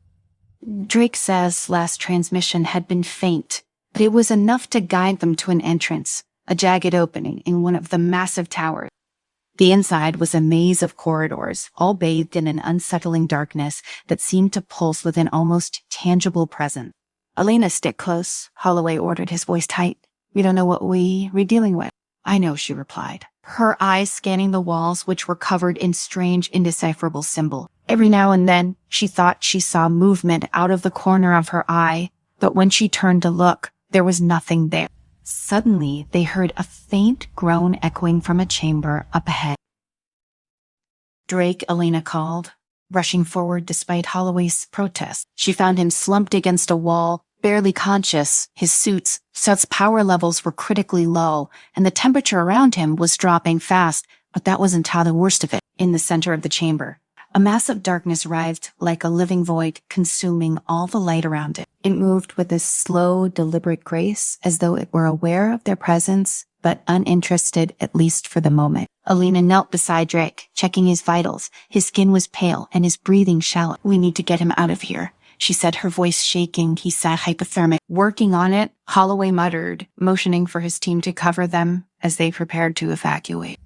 But as they lifted Drake, the shadow in the center of the room shifted. It turned toward them, or at least that's how it felt. Alina couldn't explain it, but she knew deep down that this thing was aware of them. "We need to move now," Holloway barked. The team retreated carefully, never taking their eyes off the shadow as it seemed to stretch toward them, like it was testing the limits of its reach. The moment they stepped outside the chamber, the temperature rose and the oppressive weight of the shadow lifted, though not completely. Back in the rover, Alina administered first aid to Drake as best she could. His condition was serious, but stable. "What did you see in there?" she asked, keeping her voice low as Holloway drove them back to the colony. Drake let out a weak chuckle. "I don't know. It's not like ... It's hungry. It wants more than just light. It wants a..." Alina shivered at the thought. "What do you mean?" "It's not just a creature," Drake whispered. "It's an ancient. Older than this city, maybe older than the planet itself. I think it's the reason the aliens left. They couldn't control it." Holloway glanced at Alina in the rearview mirror, his expression grim. "Then we need to destroy it." Alina shook her head. "We don't even know what it is. How can we destroy something we don't understand?" "We don't have to understand it to kill it," Holloway replied coldly. "It's either us or them." The debate continued as they arrived back at the colony, where Lara was waiting anxiously. "What the hell happened out there?" she demanded as they carried Drake inside. "The shadows are alive," Alina said quietly, "and they were not just draining power from the city. They were draining power from us." Lara Saad's face went pale. "The energy reserves. They've been depleting faster than we anticipated. If these shadows are feeding on our system, they were not going to stop," Holloway finished for her, "which is why we need to act." Alina stood tall, her mind racing with possibilities. We need to learn more. There has to be another way to deal with them. Maybe the aliens who lived here found a solution. We just haven't uncovered it yet. Or maybe they all died because there wasn't tea when Holloway shot back. The tension in the room was palpable. Two opposing viewpoints, two different survival instincts at play. One sought understanding, the other sought destruction, and time was running out. "We ought to have the luxury of debate," Holloway said finally. "If we don't stop these things, now there won't be a colony left to save." Alina opened her mouth to argue, but Lara cut in. "Wait, I might have something." Both Holloway and Alina turned to her, their expressions a mix of hope and skepticism. "I've been analyzing the data from Drake's shoot and the drones we sent earlier," Lara said, pulling up a holographic display. "There's a pattern. The shadows aren't just moving randomly. They're reconverging on something deep within the city. A source of energy, maybe." Alina's eyes lit up with the thrill of discovery. The core, the city's power source. That could explain why the shadows are drawn to it. Or it could be the thing that's keeping them alive, Holloway added darkly. Alina crossed her arms, thinking, if we can reach the core, we might be able to understand the relationship between the shadows and the city. Maybe even find a way to contain them. "And if we can," Holloway asked, his tone challenging, "then we'll need to destroy the core," Alina admitted reluctantly, "but that's Sci-Fi. Last resort." Holloway nodded, his face set. "Then we'll do both. We'll take a team into the city, see if we can find a way to stop these things. But if there's no other option, we blow the core and hope it's enough to take them out." Alina met his gaze, and for the first time since they'd arrived on Epsilon 7, they were in agreement. The next morning, the team assembled at the edge of the colony, the air tense with unspoken fear. Captain Holloway stood at the forefront, his military gear pristine and his rifle slung across his shoulder. Alina, dressed in her field uniform, was busy checking the portable equipment Lara had provided. It was a last-ditch solution designed to emit pulses of light that might keep the shadows at bay. No one knew if it would work, but it was the best they had. "Everyone ready?" Holloway asked, his voice carrying an edge of command. Alina nodded, though her heart hammered in her chest. She glanced over at Drake, still pale and weak, but insistent on coming along. He was their only direct witness to the shadows, and his insight could prove invaluable. He gave her a weak smile as if to reassure her he could handle it. "I am good," he said, though the tremor in his voice told a different story. The rover hummed a life, and the team set off toward the city once more. The drive felt longer this time, the weight of what they were about to face hanging over them. Elena stared out at the alien ruins, her mind racing with question. What were the shadows truly, and why had the ancient inhabitants of this planet abandoned such a magnificent city? When they arrived, the shadows seemed to sense them immediately. The temperature plummeted the moment they stepped out of the rover, and the oppressive darkness within the ruins felt more tangible than before. It was as if the shadows were waiting, biding their time. "Stay close," Holloway ordered, motioning for his soldiers to spread out, but maintain visual contact. He tapped the side of his helmet, activating a HUD that would alert him to any movement in the darkness. The team moved carefully through the maze of alien corridors, the beams of their light slicing through the darkness. Elena could feel the weight of the shadows pressing in from all sides, but so far they seemed to be keeping their distance. They reached the central chamber, an enormous domed room where the darkness seemed to pool thick and suffocating. At the far end of the chamber, a massive structure rose from the floor, a kind of obelisk pulsating with a faint blue glow. It had to be the power core. Larissa's theory was right. The shadows were converging here. "This is it," Elena whispered, her breath visible in the cold air. "The core." Holloway motioned for his team to fan out. "Secure the perimeter. We don't know how long we have." As the soldiers moved into position, Elena stepped forward to examine the core. The symbols etched into its surface glowed faintly, and she could feel the hum of energy beneath her fingertip. This was the key. She realized the core wasn't just powering the city. It was somehow connected to the shadows, but how? "Alara, are you getting this?" Elena asked, speaking into her comm. Larissa's voice crackled through the earpiece. "I see it, that structure. It looks like a containment system. Maybe the shadows are feeding off the residual energy from the core." "Are they re-imprisoned here?" Elena murmured. "This whole city could be a giant cave." "Can you shut it down?" Holloway asked, his eyes scanning the room for any sign of movement. "I am not sure," Elena admitted. "If I shut it down, it could release them completely. But if we let it run, they'll keep draining energy until there's nothing left." "We don't have time for maybe," Holloway said, his tone hard. "We have to make a decision now." Before Elena could respond, a soldier near the entrance let out a strangled cry. The shadows had arrived. They surged into the chamber, moving faster than before, their dark forms twisting and writhing as they descended upon the team.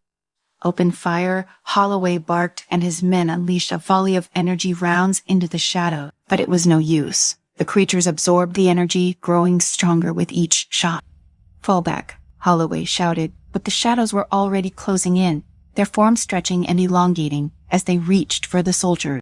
Elena fumbled with the light emitter, her fingers trembling as she activated the device. A blinding pulse of light exploded from the emitter, pushing the shadows back.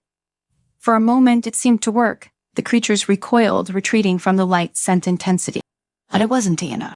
They readapting, Drake rasped, clutching his side as he staggered toward Elena. They were learning, "We can keep them at bay like this." Elena trommed, raced. The core, she had to do something with the core. She ran to the obelisk, her eyes scanning the alien symbol.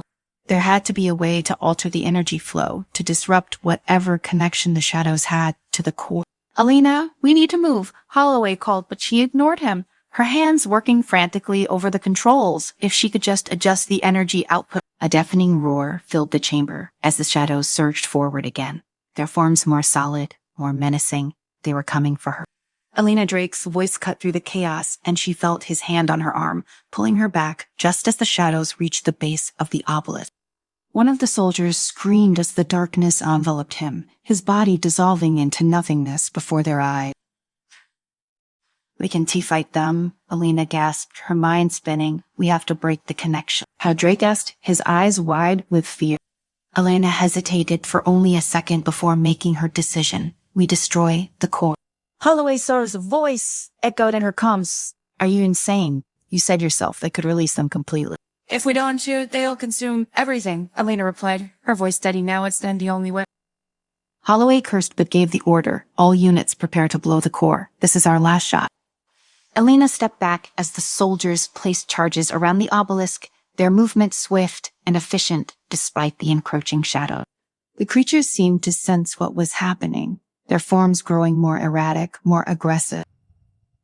One of the soldiers was pulled into the darkness, his screams echoing through the chamber before abruptly cutting off. "Move, move, Holloway," shouted as the last of the charges were set. The team retreated, the shadows closing in on all sides. Alina could feel their cold presence at her back, their hunger palpable.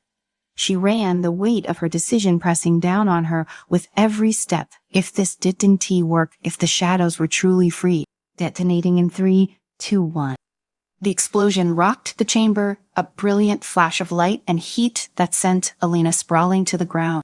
For a moment, the world was nothing but blinding light and deafening noise, then silent. Alina blinked, her vision clearing as she pushed herself up. The core was gone, reduced to rubble. The chamber was eerily still. The oppressive weight of the shadows lifted, but something was wrong. The shadows weren't gone. They were still there, swirling in the air like smoke. But now they were different, less solid, less aggressive.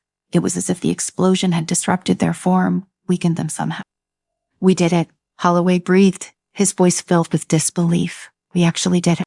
Alina stood slowly, her legs trembling beneath her. They had weakened the shadows, but they hadn't destroyed them. The creatures were still there, lingering at the edges of the chamber, watching.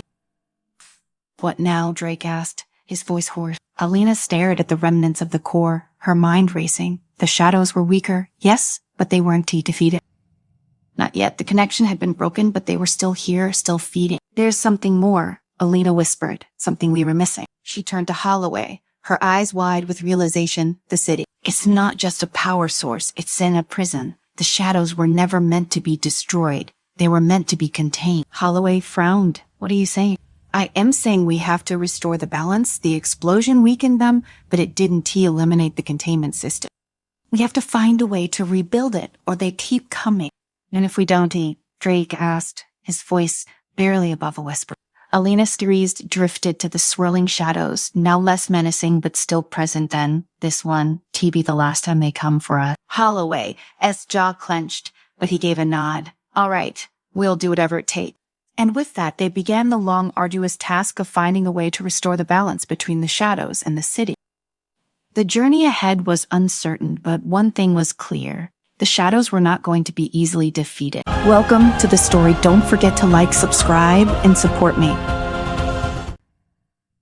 The stars outside the ship's observation deck were unblinking, cold, and distant. To Captain Mira Albright, they no longer felt like beacons of wonder or mystery. They had become a constant, indifferent backdrop to their journey.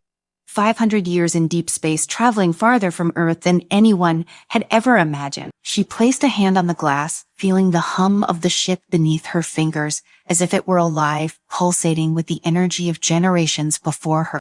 "We're close now," Mira whispered to herself, watching the ship's calculated trajectory as it aimed toward their final destination, Terra Novus, a planet so distant from Earth it almost felt like an abstract idea. The ship Odyssey was one of many in the fleet, the vanguard of humanity's greatest ambition, colonizing the stars. But the further they ventured from the solar system, the less human Mira felt. A soft chime echoed through the deck captain. Came the voice of the ship SAI, calmly aware of her presence. "Dr. LA requests your presence in the command center."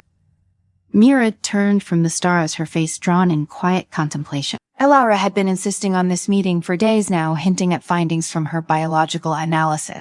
Mira could sense the gravity behind it, but part of her had been avoiding it, dreading what the results might mean. She had spent a lifetime aboard this ship like every other soul within the fleet. The Earth of her ancestors felt like a myth. The corridors of the Odyssey were sleek, sterile, built for efficiency. The hum of the ship was a constant companion, a reminder of its mechanical heart, driving them forward. As Mira passed by the communal areas, she observed the crew in their routines, efficient, calm, methodical. There was something unsettling in how quiet they were, how their movements seemed so controlled, so precise. It had been years since she had heard the sound of spontaneous laughter echoing through the hall. She entered the command center, where Dr. Elara was already waiting. The biologist was a tall, angular woman with silver streaks running through her dark hair. She had the look of someone perpetually engaged in deep thought, her brow always furrowed in contemplation. Captain Elora greeted, her voice tinged with formality. I have the results from the latest genetic assessment. Mira nodded, taking a seat. I've ever been anticipating this. Elara tapped a few buttons on the hollow table between them, and a series of glowing three-dimensional DNA strands appeared, slowly rotating in the air. Mira stared at them, though the significance of the information eluded her. Elara's face was tight, tense. It's so worse than we thought, Para Elara said softly, her fingers tracing the projection. The genetic drift that started several generations ago has accelerated. Mira frowned. Genetic drift? I thought that was minor, just small mutations over time. That's what we believed. But the reality is more complex. Over the centuries, our physiology has been adapting to the unique conditions of space. The prolonged exposure to zero gravity, the altered light cycles, the limited genetic pool, these factors have caused our DNA to evolve at a pace we couldn't or have predicted. We are not quite human anymore, not in the way we were when this journey began. Mira's stomach churned. She had seen the subtle differences in herself and the crew over the years, slightly elongated limbs, lighter skin tones, sharper senses. But this was something else. How different are we talking? Mira asked, trying to maintain composure. Elia exhaled slowly, her expression grave tally. Significantly, our muscle structure is different, more adapted to our environment. We were taller, leaner, and our metabolism has shifted. But it's not just physical. Our cognitive functions have changed too. We process information faster, but emotional responses are dulled. The words hit Mira like a physical blow. Shuri's saying we've lost something, our humanity. I am saying we've unevolved beyond what we once were.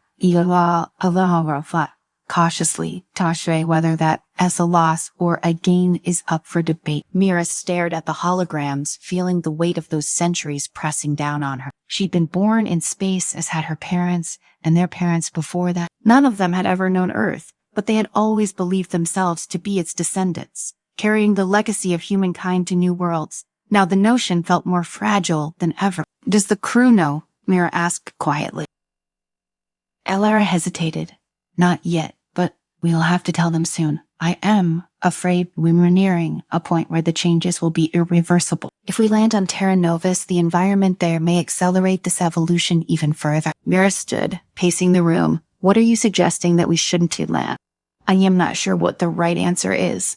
And Lara admitted, you're right, but once we touch down there's no going back. We'll never be the same as the humans who launched this mission.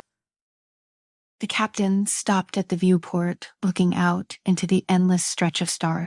What were they now, if not human? She had always prided herself on her connection to the crew, on maintaining a semblance of Earth, on culture and values. But had that too been lost, eroded by time and distance? We need to prepare for this, Mira said at last, her voice steady. We can keep it hidden. The crew deserves to know what they've become. The announcement was met with a stunned silence across the fleet. As Mira delivered the news through the ship's broadcast system, she could feel the weight of disbelief and shock reverberating through the crew. She had expected resistance, anger even, but what she hadn't anticipated was the overwhelming quiet that followed.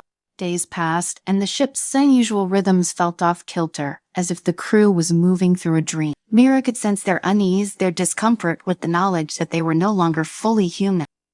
It wasn't just about physical differences, it was about identity. What did it mean to carry the banner of humanity when the very essence of that identity had shifted? Mira spent long hours in the observation deck staring at the endless void, grappling with her own question. The stars that had once been symbols of hope now felt like silent judges watching as humanity's greatest dream slowly unraveled. In the days that followed, factions began to emerge within the crew. Officer Garius was the first to voice the thoughts that many had been silently harboring. Its devolution, Galius said one evening in the officers' quarters, his voice low but firm. He was a pragmatic man with a sharp analytical mind. We've adapted to our environment just as any species would. This is what's supposed to happen. We're becoming something new, something better suited for survival in this part of the galaxy. Mira listened, her hands clasped tightly behind her back. But what about our connection to Earth, to humanity? Gaines shrugged. Exquisite, distant memory. Captain, none of us have ever seen it. We've been clinging to an ideal, but Maybe it's time to let go. We're not the same as the people who launched this mission. We've just evolved, and we should embrace that. Across the room, Cultural Officer Lena sat with her arms crossed, her face set in hard line. So, we just abandoned everything that made us human, our values, our tradition. Genghis met her gaze evenly. Traditions are just that, traditions. They don't define who we are now. Lena shook her head, her voice sharp. Are we more than our biology, Genghis? We were more than just the sum of our genetic parts. If we lose our connection to where we came from, we lose our souls too. The tension in the room was palpable. Mira could see the divide forming clearly. There were those like Genghis who believed that evolution was natural necessary, even for their survival. And there were those like Lena who feared that in embracing these changes, they were losing the very essence of their humanity. Mira stood in the center, caught between the two extremes. She could see the logic in Sciencefiction argument. After all, survival was paramount, but she couldn't shake the feeling that something precious was slipping away, something irreplaceable. Late one night, Mira found herself in Dr. Ilara's laboratory once again. The scientist was hunched over her console, reviewing the latest data on the crew, Sci-Physiology. The room was dim, the only light coming from the soft glow of the holographic display. Mira began, her voice tentative. Do you ever wonder what it would have been like to see Earth, to live as they did? Elara glanced up, her expression thoughtful. I had thought about it. Yeah. But we are so far removed from that now. Earth is a memory that we inherited, not one we live. What we were becoming ... It's not necessarily worse, just different. Mira nodded slowly. But will we still be able to build a civilization on Terra Novus if we were not even the same species anymore? Elara sighed. I think that depends on what we consider civilization. If we measure it by the values we hold, then yes, we can still create something meaningful. But if we define it by biology alone, then maybe we already left that behind. Mira's heart felt heavy with the weight of her ancestors' dream. They had set out on this journey to build something new, to spread the seed of humanity across the stars. But now she wondered if that dream had mutated into something unrecognizable. Elara, she said quietly, what if this is the end of humanity as we know it? Elara met her gaze, her eyes filled with a quiet understanding. Then perhaps it sent the beginning of something else. Era spent the next few days in a fog of indecision. The crew had settled into an uneasy routine, but she could sense the underlying tension in every interaction. In the stiff way, people walked down the halls in the hushed conversations in the mech. It felt like a storm was brewing, one that threatened to tear apart the delicate balance that had kept them functioning for so long. The debate between those who like Gammas embraced the changes and those who feared them, led by Lena, was growing louder by the day. It wasn't just a matter of opinion anymore. It was turning into something more dangerous. A question of survival. If they couldn't agree on their identity, how could they move forward as one crew, one fleet? As Captain Mira knew she would have to make a decision soon. The fleet was nearing Terra Novus. They would be entering the planet's orbit in just a few weeks. Once they landed, everything would change, perhaps irreversibly. One night, unable to sleep, Mira wandered the empty corridors of the ship, her mind racing with the magnitude of what lay ahead. As she passed by the observation deck, she saw a figure standing by the viewport, silhouetted against the vast stretch of stars. It was Genghis, his face lit by the dim starlight, deep in thought. Mira approached quietly, her footsteps barely making a sound on the metal floor. Terra, can't he sleep? Either, Terra, she asked, her voice soft. Genghis turned to her, his expression unreadable. Keep thinking about what comes next. Mira stood beside him, staring out at the black expanse beyond the ship. The LR say loud. Yes, side-crossing his arms over his chest. You know what my position is, Captain. I am not saying the changes are easy to accept, but they are happening. We can stop it. We should be preparing for the future, not clinging to the past. Mira studied him, noting the determination in his eyes. Sorry, I know what you're saying, Gary, but you also know what Lena and others are feeling. They see this as a loss, not an evolution. Gaius nodded slowly. I get that. But if we don't adapt, we risk everything. Survival has to come first, doesn't it? Mira felt the weight of that word survival. It was the core of every mission, every decision they had made since leaving Earth. But what did survival mean if it came at the cost of losing what made them human? You're right about one thing, Mira said, after a long pause. We need to make a decision soon. If we don't, this debate could tear the fleet apart. Gaius glanced at her, his brow furrowed. And when you say we, do you mean the fleet, or do you mean you? Mira smiled grimly. I am the captain. Ultimately, it's my responsibility to steer this ship. But I need to know that when we land, we were doing it together. We can too afford division, not now. Gaius was silent for a moment, then nodded. I'll do what I can to keep things calm. But know this, Captain, when the time comes, I'll push for what I believe is best for our future. I wouldn't expect anything less, Pride. The two stood in silence for a few more minutes before Gaius excused himself, leaving Mira alone with her thought. As she gazed out at the stars, she realized that the real conflict wasn't between Gaius and Lena, or even between the crew and the unknown future. It was inside her. She had to decide not just what kind of leader she would be, but what kind of future she wanted for the fleet, and time was running out. The day of the final council meeting arrived, and Mira stood at the head of the long table in the ship council room. The room was filled with the fleet's highest-ranking officers, representatives from each ship in the convoy, as well as cultural, scientific, and military leaders. Tension crackled in the air, thick and palpable. Mira glanced around the table, seeing the faces of her crew, people she had known for years, some for decades. But even in this room, the divide was clear. Gaius sat with a small group of officers who had grown increasingly vocal in their support of embracing the evolutionary changes. Across from them, Lena sat with her own faction, her eyes sharp with determination, her body language radiating defiance. Mira took a deep breath and began IOE. You are here to decide our future. In a few weeks, we'll reach Terra Novus. Once we land, the decisions we make will shape the future of our civilization. We need to be unified. This division between those who want to embrace the changes and those who want to resist them, it has to end here.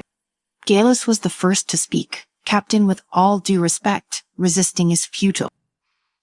We were not the same as we were when this mission started. That's a fact. Trying to hold on to a past that no longer exists is dangerous. We need to accept what we've become and focus on how best to use these changes to thrive on Terra Nova. Lena immediately countered.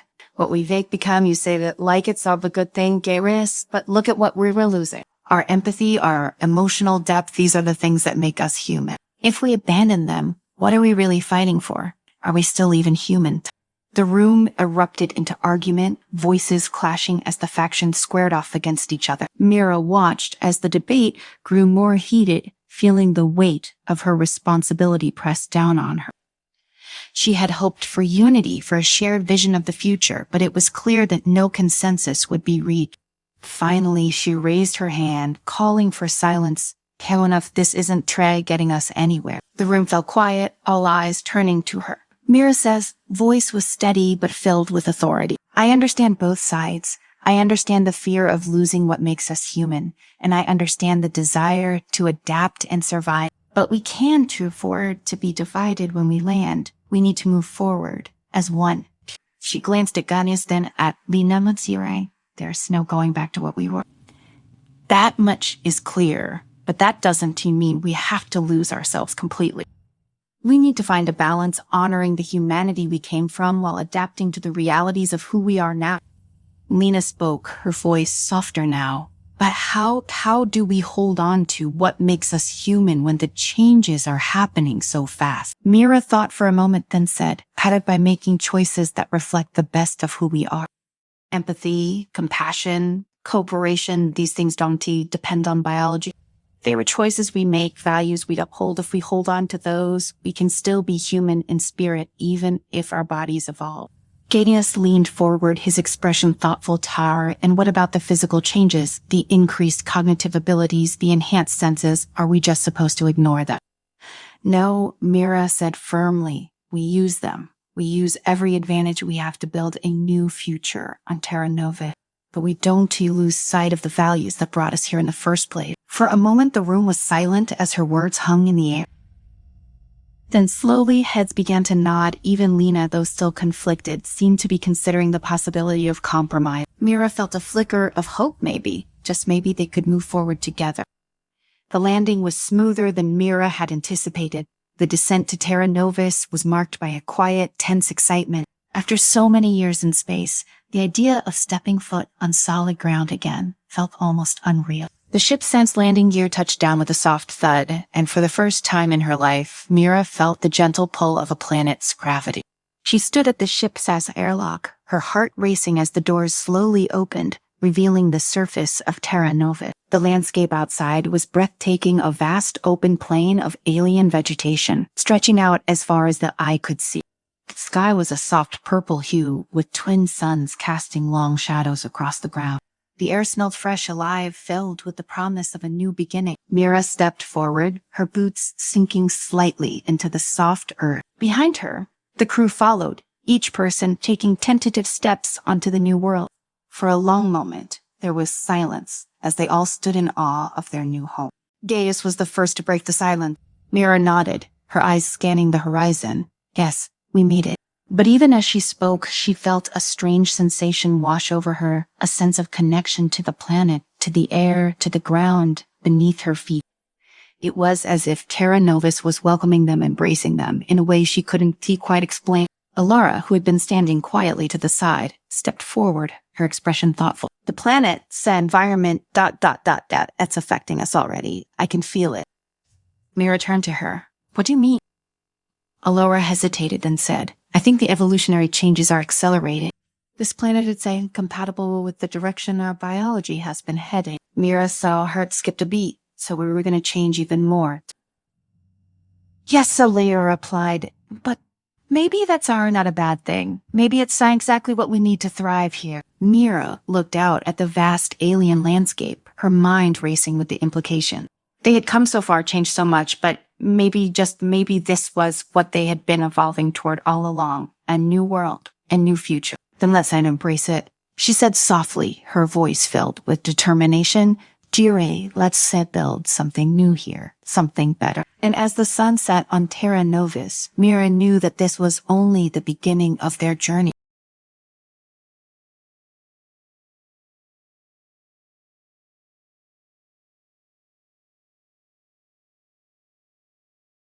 Welcome to the story. Don't forget to like, subscribe, and support me. The surface of Vorax 9 shimmered under the light of its binary stars, casting a harsh glow over the barren, radiation-scarred landscape. Winds whipped across the endless desert, carrying with them the faint hum of static electricity, a reminder of the planet's dangerous environment. For the human colonists who had chosen to call this place home, survival was a delicate balancing act. One wrong move, and the radiation that clung to the air like invisible poison would claim them. At the colony's core, Dr. Alyssa Crane stood in front of the massive, reinforced glass windows of her lab, watching the swirling dust storms in the distance. She felt a familiar tug of unease. Her hands covered in gloves rested lightly on the cold steel of the counter, her mind preoccupied with the data streaming across her terminal. The discovery that he made in the mines beneath Vorax 9 was unlike anything she'd ever seen before, and it had been hard to concentrate on anything else. Dr. Crane, Lena Cartershaw's voice interrupted her thought. Alyssa turned to face the young miner, her face pale from what Alyssa assumed was another long day in the hazardous conditions of the mine. Lena had been working on the deeper levels of the mine, exploring untouched sections of the planet, its crust in search of the rare minerals that had initially brought them here. I've found something strange, Berlina said, her voice tight with excitement and unease. She reached into her pack and pulled out a shimmering, glowing stone about the size of a fist. Alyssa's breath caught as she looked at it. It was beautiful, like liquid metal frozen in time, shifting in hue from silver to blue as it caught the light. Trey, what is this? Lena hesitated. It felt alive almost when I touched it. It felt like it was moving. Moving? Alyssa repeated, incredulous. She grabbed a scanning device and ran it over the stone. The readings made no sense. High levels of radiation, but not the kind that was deadly to humans. Instead, it seemed to be something else entirely. It's not from any of the known mineral deposits, Lena continued. We dug it out from deep under the surface. I thought it was just another rock at first, but then I noticed it repairing itself. Alyssa's eyes widened. Lena nodded, shifting uncomfortably. Yeah, I nicked a piece off with my pick, but within minutes, the stone looked like it was never touched. I swear it fixed itself. The implications hit Alyssa all at once, a material that could repair itself. The potential applications for medical technology alone were staggering. The ability to heal wounds, regenerate damaged tissue. If the stone saw properties could be replicated or harnessed, it could change the future of human civilization. I'll need to run tests, Alyssa said, her mind racing. Ari, if this is what you say it is, it could be groundbreaking. Lena nodded, but there was a shadow of doubt in her eyes. I've then been feeling strange since I handled it. Nothing major, just off. Maybe it's just the radiation, but I think you should be careful. Alyssa frowned, looking at the miner more closely. Lena's skin seemed to have a faint, almost imperceptible glow beneath it, like veins of light tracing her body. Dear, how long have you been feeling this way? Since yesterday, Lena replied, after I brought it back. I'll run a full scan on you as well. Let's not take any chances. But Alyssa's excitement far outweighed her concern. She was already imagining the headlines back on Earth, her name forever linked to one of the greatest scientific discoveries in human history. Back in her lab, Alyssa wasted no time setting up the sample for testing. The stone, now under heavy observation, continued to glow with that ethereal light, almost as if it was aware of its surrounding. She extracted a small fragment, preparing it for a molecular analysis, while the rest of the stone remained under quarantine. Hours passed as data poured in. The mineral-fest structure was unlike anything she had seen before, a perfect blend of organic and inorganic compounds. It reacted to stimuli in ways that suggested it could learn, adapt, and evolve. But something else nagged at her, the readings on Lena's health scan. Elevated heart rate, increased muscle mass, a strange fluorescence in her blood cells. It was subtle, but undeniable. Lena's warning echoed in Alyssa's mind, but she pushed it aside. After all, science demanded risk. Without it, progress would stagnate. Captain Marcus Yates paced the command center, his sharp gaze fixed on the live feed from the colony's perimeter.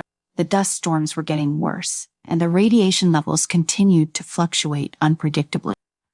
Vorax 9 was not a place for the faint-hearted. The colonists had come here, knowing full well the dangers, but Yates had a responsibility to ensure that none of them met an untimely end, at least not on his watch. The door to the command center slid open, and Alyssa stepped inside, her face flushed with excitement. Yates didn't need to ask to know that she was going to talk about her latest project. Crane, what now? He asked, though there was a hint of amusement in his voice. Despite their frequent disagreements, he respected her intelligence and drive. You are going to want to see this, she said, placing a small, glowing vial on the table in front of him. Yates frowned. What is that? An alien mineral, she explained. Lena found it in the mine. It has properties we've never seen before. Self-repairing, almost like a living organism. If we can study it, it could revolutionize medical science, maybe even technology. Yates eyed the vial warily. And what sound the catcher? Alyssa hesitated, just for a second. Lena said in Marina, there have been some side effects. Nothing severe, just minor changes. I am monitoring it. Minor changes? Yates repeated, a crane, this planet is already dangerous enough. The last thing we need is to start messing with something we don't understand. That sounds exactly why we need to study it. However, Alyssa countered, you'll understand it, we can control it. Imagine what this could mean for humanity, for Earth. We could save lives, cure diseases, extend human longevity. Yates ran a hand over his face, torn between his instincts and Alyssa's logic. He knew she was right about the potential, but he couldn't shake the feeling that they were playing with fire. Fine, he said at last, but I want full containment protocols in place. No one else comes into contact with that thing until we know exactly what it's capable of.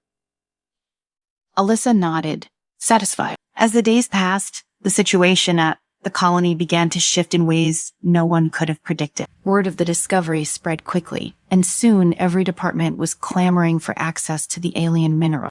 Engineers wanted to test its applications for machinery. Medics wanted to explore its potential for healing injury. But the more they studied it, the more Alyssa began to realize that Lena's condition wasn't an isolated case. Other miners who had come into contact with the mineral, albeit briefly, started to report unusual symptoms. Heightened senses, increased strength, rapid reflexes, what had initially seemed like minor side effects now appeared to be something far more profound. And then Lena's condition worsened. It started with small changes, her skin becoming translucent in places, the veins glowing more brightly beneath the surface. But within a week, her physical appearance had begun to alter dramatically. Her eyes had taken on an unnatural luminescence and her muscles rippled with unnatural power. Her voice, once soft and measured, now carried a strange resonance that unsettled those around her. Dr. Crane's lab became a fortress of secrecy as she worked around the clock to reverse the changes. But the more she studied Lena, the more she realized that this transformation was no simple side effect. It was an evolution. The mineral was rewriting the very DNA of those exposed to it, merging with their biology in ways that defied explanation. "What's happening to me?" Lena asked one evening, her voice trembling as she looked at her reflection in the lab smeared wall. Her hands shook as she touched her face, which had taken on an eerie, almost alien appearance. Alyssa stood behind her, struggling to find the right word. "Your body is adapting," she said. "Slowly is the mineral is merging with your cells. It's changing you." "But why me?" Lena demanded, her voice rising in desperation. "Kero, why is this happening?" Alyssa didn't have an answer. All she knew was that Lena was the first, but she wouldn't be the last. As Lena's transformation worsened, fear spread through the colony like wildfire. Whispers of her condition circulated among the colonists, and what had once been excitement over the discovery of the alien mineral quickly turned into paranoia. People who had come into contact with even the smallest trace of the mineral now found themselves under constant scrutiny, fearful that they might be the next to mutate. The once thriving research outpost began to fracture under the weight of fear and uncertainty. Lena had been placed in isolation, confined to the sterile environment of Dr. Crane's lab. Her mutations were more pronounced. Now her skin had taken on an almost crystalline sheen, and her movements were jerky and unnatural. It was as though her body was no longer her own, the mineral rewriting her every cell with each passing day. Dr. Crane worked tirelessly, her fingers trembling with exhaustion as she pored over data, searching for a way to reverse the process. The more she studied Lena, the more horrifying the truth became. The alien mineral wasn't just altering her biology, it was bonding with her at the molecular level, integrating itself into her very being. Every attempt Alyssa made to reverse the mutations only seemed to accelerate them. Alyssa had always been a woman of science, someone who believed that there was a rational explanation for everything. But now, as she stood over Lena's trembling form, she couldn't deny the fear that gnawed at the edges of her mind. What if this was beyond human understanding? What if the mineral had its own agenda, something far beyond their control? Captain Yates had grown increasingly concerned as well. He never trusted the alien mineral from the start, and now his worst fears were being realized. Crane, he said, stepping into the lab late one night, his expression grim. "Jarrett, this has to stop." Alyssa looked up from her workstation, dark circles under her eyes. "I'm doing everything I can," she said, her voice hoarse from lack of sleep. "But it's not that simple. The mineral is ... It's alive. It's not just a substance, it's something more. It's evolving, and it's taking Lena with it. Then we need to shut it down." Yates insisted. "Seal off the mine. Destroy whatever's left of that rocket. It's too dangerous." Alyssa hesitated, torn between her loyalty to scientific discovery and the undeniable danger that the mineral posed. "If we destroy it now, we lose everything we've worked for," she said softly. "Charles, this could be the greatest breakthrough in human history. Or it could be the end of us," Yates countered Dallas. "You've seen what it's doing to Lena. How long before it spreads to the rest of the colony? We were sitting on a powder keg, and that thing is the mat." Alyssa stared at the glowing vials of mineral samples lined up on the counter, her mind racing. She knew Yates was right. The mutations weren't isolated to Lena. Others in the colony had started showing early symptoms, subtle at first, but unmistakable. If the mineral wasn't contained, the entire colony would soon fall victim to its effect. "I need more time," she said at last, her voice barely above a whisper. Yates shook his head. "We don't have time. If you want, stop this. I will be." With that, he turned and left the lab, leaving Alyssa standing alone in the cold, sterile room, the hum of the containment units the only sound breaking the silence. For the first time since the discovery of the mineral, Alyssa felt truly powerless. In the days that followed, the situation in the colony deteriorated rapidly. More colonists began exhibiting signs of mutation, glowing veins, enhanced physical abilities, erratic behavior. The once orderly research base had descended into chaos, with small groups forming alliances based on their beliefs about the mineral. Some saw it as a gift, a way to transcend human limitations and evolve into something greater. Others, like Captain Yates, viewed it as an existential threat that needed to be eradicated before it consumed them all.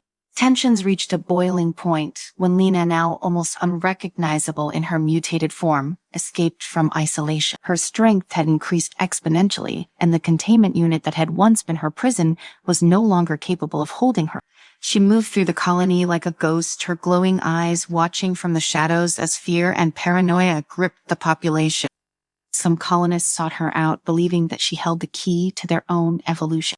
Others fled in terror, knowing that her mere presence signaled the spread of the mutation. Captain Yates organized a security detail, his soldiers armed with the latest weapons designed to neutralize any threat, human or otherwise. But even he knew that his forces were no match for what Lena had become. The mineral had given her strength beyond anything they could fight, and worse yet, she was no longer the Lena they had known. She had become something else entirely. Dr. Crane's attempts to contain the situation grew increasingly desperate. She had managed to isolate a small fragment of the mineral's molecular structure, hoping to find a way to neutralize its effect. But every test she ran only revealed more terrifying truth. The mineral wasn't just adapting to its host, it was learning. It was evolving faster than she could keep up with, and it was clear now that it had no intention of being controlled. As the colony descended further into chaos, Yates made his decision. He gathered what remained of his security forces and led an assault on the mine where the mineral had been discovered. Their mission was simple: seal off the entrance, detonate the explosives, and destroy whatever remained of the alien substance. Alyssa, realizing that the situation had spiraled out of control, followed Yates to the mine. As she arrived, the scene before her was one of devastation. Mutated colonists, now fully under the influence of the mineral, had gathered at the mine entrance, their glowing forms blocking the path. They had come to protect the mineral, viewing it as their salvation, and they would not let Yates destroy it. Yates gave the order to fire, and the air was filled with the sound of gunfire and scream. The mutated colonists fought back with terrifying strength, their bodies impervious to the weapons the soldiers wielded. It became clear that this wasn't just a battle for the colony, it was a battle for survival. In the chaos, Alyssa spotted Lena standing at the heart of the mutated horde. She no longer resembled the woman she once was. Her body had been completely transformed, her skin now a reflective crystalline surface that shimmered with the same strange light as the mineral. Her eyes glowed with an unnatural intensity, and her movements were inhumanly fast and precise. "Lena," Alyssa shouted, pushing through the fray to reach her. Lena stopped. But the woman who turned to face her was no longer Lena. She was something more, something beyond human comprehension. "You don't understand," Lena said, her voice echoing with a strange resonance. "This is the future. We are becoming what we were always meant to be." Alyssa shook her head, tears streaming down her face. "This isn't to you, Lena. This isn't what you wanted." Lena's glowing eyes flickered with something resembling sorrow, but it was fleeting. "I wanted to evolve to become better, and now I have." Before Alyssa could respond, Yates detonated the explosives, collapsing the mine entrance in a massive explosion that sent shockwaves through the ground. The mutated colonists screamed in unison, their connection to the mineral severed in an instant. Lena's form flickered, the glow in her eyes fading as she collapsed to the ground. As the dust settled, the few surviving colonists looked around in shock. The mine was sealed, the alien mineral buried beneath tons of rock, but the cost had been immense. Alyssa knelt beside Lena, still form, her heart heavy with the weight of what had been lost. The colony was in ruins, and the alien mineral, once a beacon of hope, had proven to be their undoing. In the weeks that followed, the survivors evacuated Vorax 9, leaving the planet and its terrible secret behind. But as Alyssa prepared to leave, she found herself drawn to her lap one last time. There, sitting on her workstation, was a small vial containing a single shard of the alien mineral, glowing faintly in the dim light. She picked it up, staring at it for what felt like an eternity. The weight of her decision pressed down on her. Destroy it, and the nightmare would end. Keep it, and the possibilities, both good and bad, would remain. Alyssa placed the vial in her pocket as she boarded the transport ship. The colony might be gone, but the mineral-slime legacy would live on. And somewhere deep in the recesses of her mind, she couldn't help but wonder what the future held. Welcome to the story. Don't forget to like, subscribe, and support me. The sky over Zeta 3 was a perfect shade of deep blue, the kind that could almost make you forget where you were. It reminded Evelyn Carter of Earth. In fact, much of this place did: the lush forests, the freshwater lakes, the breathable air. But as she stood on the observation deck of the main outpost, looking out at the first signs of human civilization on this alien planet, she knew better than to get too comfortable. Below her, colonists were hard at work, building structures from scratch, erecting small greenhouses, and setting up the perimeter defenses they hoped they'd never have to use. The colony designated as Heaven was meant to be a symbol of hope, a new start for humanity on a world that could sustain life for generations. Yet there was something disquieting about Zeta 3, something that had nagged at Evelyn since they landed 6 months ago. Beautiful, isn't Tuckett? Mark Dawson said. Voice broke her reverie. The captain of the security team joined her on the deck, his sharp gaze scanning the colony. Yeah, she replied, though her thoughts were elsewhere. It sounds almost too perfect. Mark gave a low chuckle, the kind that didn't quite reach his eye. I think we could all use a little perfection. 6 months and not a single hostile encounter. Just fresh air and blue sky, and a planet that resets itself, Evelyn added quietly. That was the thing. Zeta 3 wasn't like any other planet they'd encountered. It didn't just sustain life, it erased it. Mark leaned on the railing, turning his full attention to her. We've been over this. There's no proof. Maybe it's just wild theories from some of the colonists. People get spooked out here. No proof yet, Evelyn corrected, her mind already racing through the data her team had been collecting. But I can feel it. This planet is still alive in a way we don't understand.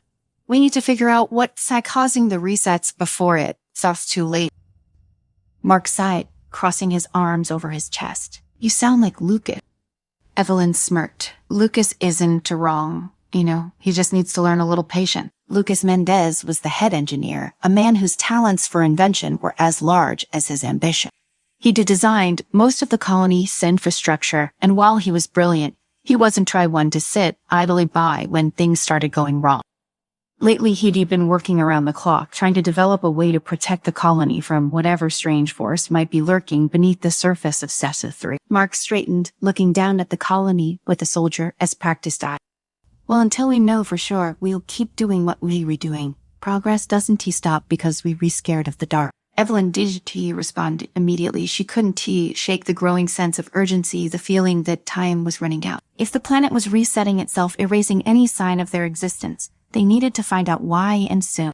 As if on cue, a soft chime echoed through her earpiece. It was her assistant, Maya.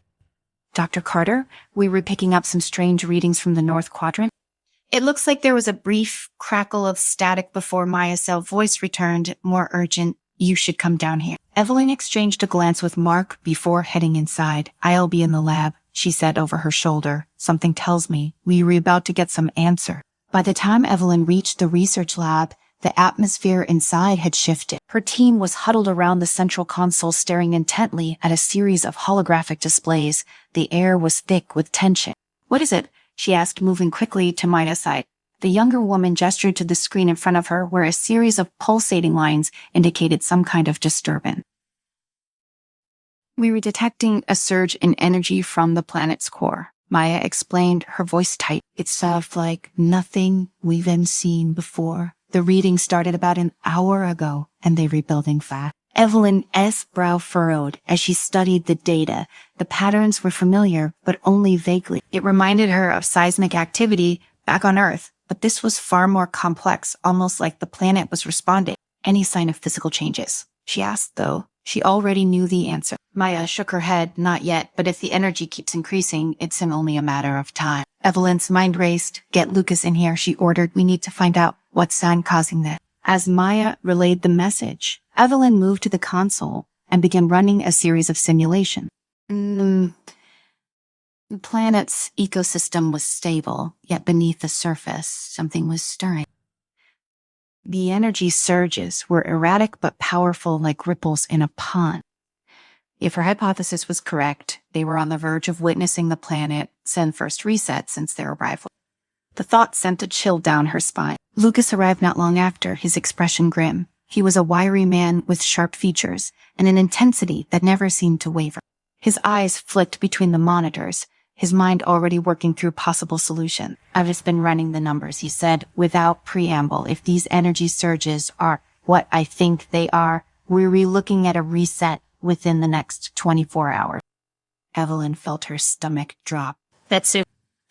Lucas nodded, tapping a few keys on the console to pull up a 3D model of the planet's core. "The energy levels are off the charts, whatever's are down there. It's getting ready to wipe the slate clean." The weight of his words settled over the room like a dark cloud. Everyone knew what a reset meant. The colony, the buildings, the technology they'd painstakingly constructed over the past 6 months would all be erased, returned to a primal, untouched state. It would be as if they'd never been there. "We need to stop it," Evelyn said, her voice steady despite the rising fear in her chest. "There has to be a way to delay the reset, at least long enough for us to figure out what's triggering it."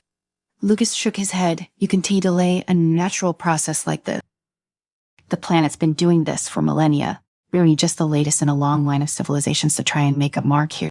Evelyn's gaze sharpened. "What do you mean?" Lucas hesitated before answering. "The ruins we found a few miles west of the colony. They weren't just random structures.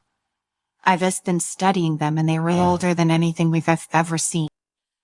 This planet has had visitors before us, and every one of them vanished after a reset." Maya let out a low gasp. "You mean they all failed?" Lucas gave a grim nod. "They built, they thrived, and then the planet erased them. We're not the first, and if we're not careful, we want to be the last."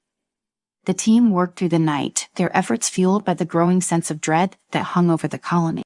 As the sun began to rise over Zeta 3's horizon, the energy surges from the planet's core grew more intense. The air itself seemed to vibrate with the sheer force of it. Evelyn, Mark, and Lucas gathered in the main control room where they watched the readout spike higher and higher. "It's happening," Lucas said quietly. "We're out of time." Mark turned to Evelyn. "Let's start the plan if we can. Talk the reset. We need to at least protect the people." Evelyn's mind raced, weighing their options. They couldn't evacuate, not without leaving everything they'd built behind, but staying meant risking annihilation. "We can't fight the planet," she said finally, "but maybe we can work with it." Lucas frowned. "What are you thinking?" Evelyn gestured to the holographic model of the planet's core. "The resets are part of the planet's natural cycle, right? But if we can sync our technology with that cycle, find a way to ride the wave instead of being wiped out by it, maybe we can survive." Mark raised an eyebrow. "You think we can coexist with this thing?" Evelyn nodded, her mind racing with possibilities. "We have to. It's like the only way." Lucas glanced at the readouts. "Again, we've got less than an hour before the next reset hits. Whatever we're going to do, we need to do it fast." Evelyn took a deep breath, her decision made. "Get the engineers on it. We're going to build a synchronization device, something that can match the planet's energy pulse. If we can create a buffer zone, we might be able to shield the colony from the reset." Mark didn't look convinced, but he nodded. "I'll get the team ready." As he turned to leave, Lucas hesitated. "Evelyn, if this doesn't work." "It will," she said firmly, though inside she wasn't so sure it has to. In the final minutes before the reset, the colony was a hive of frantic activity. Engineers worked in tandem with scientists, constructing the synchronization device with whatever materials they could scavenge. Lucas oversaw the project, his hands moving with the precision of a surgeon as he made last-minute adjustments. Evelyn watched from a distance, her heart pounding in her chest. The planet's energy was building to a crescendo, a force so powerful it made the ground tremble beneath her feet. 10 minutes. Maya's voice crackled over the comms. "We were almost out of time." Lucas tightened the last bolt on the device and stepped back, wiping sweat from his brow. "It's ready." Evelyn swallowed hard. "Activated." Lucas pressed a button, and the device hummed to life. A faint blue light radiated from its core, pulsing in time with the planet's energy. For a moment, nothing happened. The air around them seemed to still, the tension hanging like a physical weight. And then the ground shifted. The ground shifted beneath them, a deep tremor that rolled through the colony like an invisible wave. The synchronization device emitted a high-pitched whine, its blue light pulsing faster as the planet's energy surged in response. Evelyn gripped the edge of the console, her knuckles white as the tremor intensified. For a few heart-stopping seconds, it felt like the entire world was about to come apart. Then just as suddenly the tremor ceased, the air around them grew still, the blue light from the device stabilizing into a steady rhythm. The tension in the room broke as the colonists let out a collective breath, their eyes darting between each other in disbelief. Lucas stepped forward, his eyes locked on the synchronization device. "How did it work, Tura?" he asked, his voice barely above a whisper. Evelyn's gaze flicked to the monitors, watching as the planet's energy levels plateaued, their wild fluctuations settling into a steady pulse that mirrored the device. Relief washed over her as she turned to Lucas and nodded. "Harry, it worked. We're still here." The colonists erupted in cautious cheers, their voices filled with both joy and exhaustion. Mark, who had been standing near the perimeter of the control room, allowed himself a rare smile before quickly regaining his composure. "Don't get too comfortable, Pishi," said, his voice cutting through the noise. "This was a temporary fix. We still don't know if the planet will let us keep this up." Evelyn couldn't argue with that. The synchronization device had bought them time, but the deeper mystery of Zeta 3 still loomed over them. The planet was alive in a way they barely understood, and while they had managed to ride out the latest reset, there was no guarantee that they would be able to continue doing so. "We need to study this," she said, turning back to Lucas. "We synchronized with the planet's pulse, but we only delaying the inevitable. There are still more. We don't know." Lucas nodded, his eyes distant. "Great deed. The resets are part of this planet's natural cycle, but there's something more, something we're missing." Mark, ever the pragmatist, interrupted. "No more being caught off guard. I want everyone on high alert until we have answers." Evelyn watched him leave, the weight of the situation heavy on her shoulder. She knew Mark was right. They needed answers, and they needed them fast. But as the adrenaline of the near disaster began to fade, exhaustion crept in. It had been a long night, and the danger was far from over. Lucas placed a hand on her shoulder, his eyes softening. "DL, get some rest, Evelyn. You've been at this for hours. We'll keep monitoring the system, but you need to take a break." She opened her mouth to protest, but the words didn't come. He was right. She was running on fumes. "Fine, Peter," she said, conceding theory, but only for a few hours. As she left the control room and made her way to her quarters, the magnitude of what had just happened began to sink in. They had survived this time, but how many more resets could they hold off? How long before the planet decided to wipe them out for good? Evelyn lay down, her body heavy with fatigue, but sleep did come easily. Her mind was too full, spinning the thoughts of the planet's strange energy and the ruins Lucas had mentioned. Ancient civilizations, wiped out by resets, their efforts erased by the relentless force of nature. What had they missed, and why had none of them been able to stop it? As she finally drifted off, one thought lingered. They were living on borrowed time. When Evelyn woke, the world felt eerily quiet. She rubbed her eyes, the faint glow of the synchronization device still visible on the horizon through the window of her quarter. For a brief, blissful moment, she could almost believe that everything was fine, that the reset had passed, and they were safe. But that illusion shattered the moment she stepped back into the control room. Mark and Lucas were already there, hunched over the monitors, their face itched with worry. The air was thick with tension, and the screen before them showed new, unsettling data. "What is it?" Evelyn asked, her voice still thick with sleep as she crossed the room. Lucas didn't look up from the display. The synchronization held through the night, but we've detected another spike in the planet's core. The energy levels are climbing again. Evelyn felt her stomach twist. Already, that doesn't make sense. The resets are supposed to be part of the natural cycle. They shouldn't be happening this fast. "I know," Lucas said, frustration evident in his voice. Yeah. But something set change. The energy surges are stronger this time. It's like the planet is reacting to us, to the synchronization device.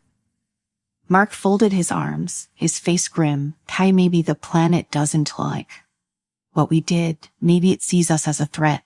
Or maybe it's trying to communicate. Evelyn suggested, though. Even she wasn't sure if she believed it. The resets are its way of maintaining balance, right? Maybe it's trying to tell us something. Lucas shook his head. If that's the case, then it's not a language we can understand. All we know is that the energy levels are climbing faster than before. We've had yet hours, maybe less, before the next reset. A heavy silence fell over the room as the weight of his words sank in. They had only just survived the first reset, and now they were facing another, even more powerful event. The synchronization device had worked for now, but how long could they rely on it before the planet wiped them out for good? Mark was the first to break the silence. The synchronization device bought us some time, but this place is a ticking time bomb. If the resets are getting more frequent, stay here. Evelyn shook her head. We can't just leave. We came here to establish a colony, to learn from this planet. If we evacuate, now we lose everything. Mark's jaw tightened. And if we stay, we risk losing more than just our colony. Lucas, who had been silent during the exchange, finally spoke. There's another option. Evelyn and Mark both turned to him, their eyes narrowing in suspicion. The ruins, Lucas said, pulling up a map of the planet's surface. I've been studying them, trying to piece together what happened to the civilizations before us. There's something buried deeper beneath the surface, an artifact. Maybe. Whatever it is, it predates the ruins we've found, and it's connected to the resets. Evelyn's house pulse quickened. You think it could stop the resets? I don't know. Lucas admitted, but it's not our best shot. If we can find it, maybe we can understand what's causing the resets and find a way to coexist with the planet. Mark wasn't convinced, a lot of maybe. It's a risk. Lucas said, but if we do nothing, the resets will keep coming, and eventually we want to be able to stop them. We're running out of time. Evelyn's sun mind raced. Lucas was right. The synchronization device had bought them time, but it wasn't a permanent solution. The resets were getting stronger, and they needed answers. The ruins held the key to the planet. It's mysteries, but the journey would be dangerous. The artifact, whatever it was, could hold the answers they sought, or it could lead them to their doom. We'll need a team, Evelyn said, her voice steady. Yay, Lucas, you will lead the expedition. Mark, you will stay here and make sure the synchronization hold. Mark gave a reluctant nod. You better make it back. Evelyn managed a faint smile. We will. The journey to the ruins was treacherous, the landscape of Sciencefiction shifting with each step they took. As they ventured deeper into the wilds, Evelyn couldn't shake the feeling that the planet was watching them, its unseen forces pulling at the edges of her consciousness. Lucas led the way, his scanner in hand, eyes focused on the distant coordinates of the artifact buried beneath the surface. The wind whipped through the trees, carrying with it an eerie hum that seemed to vibrate in the air around them. We were close, Lucas said, his voice barely audible over the wind. Just a little further.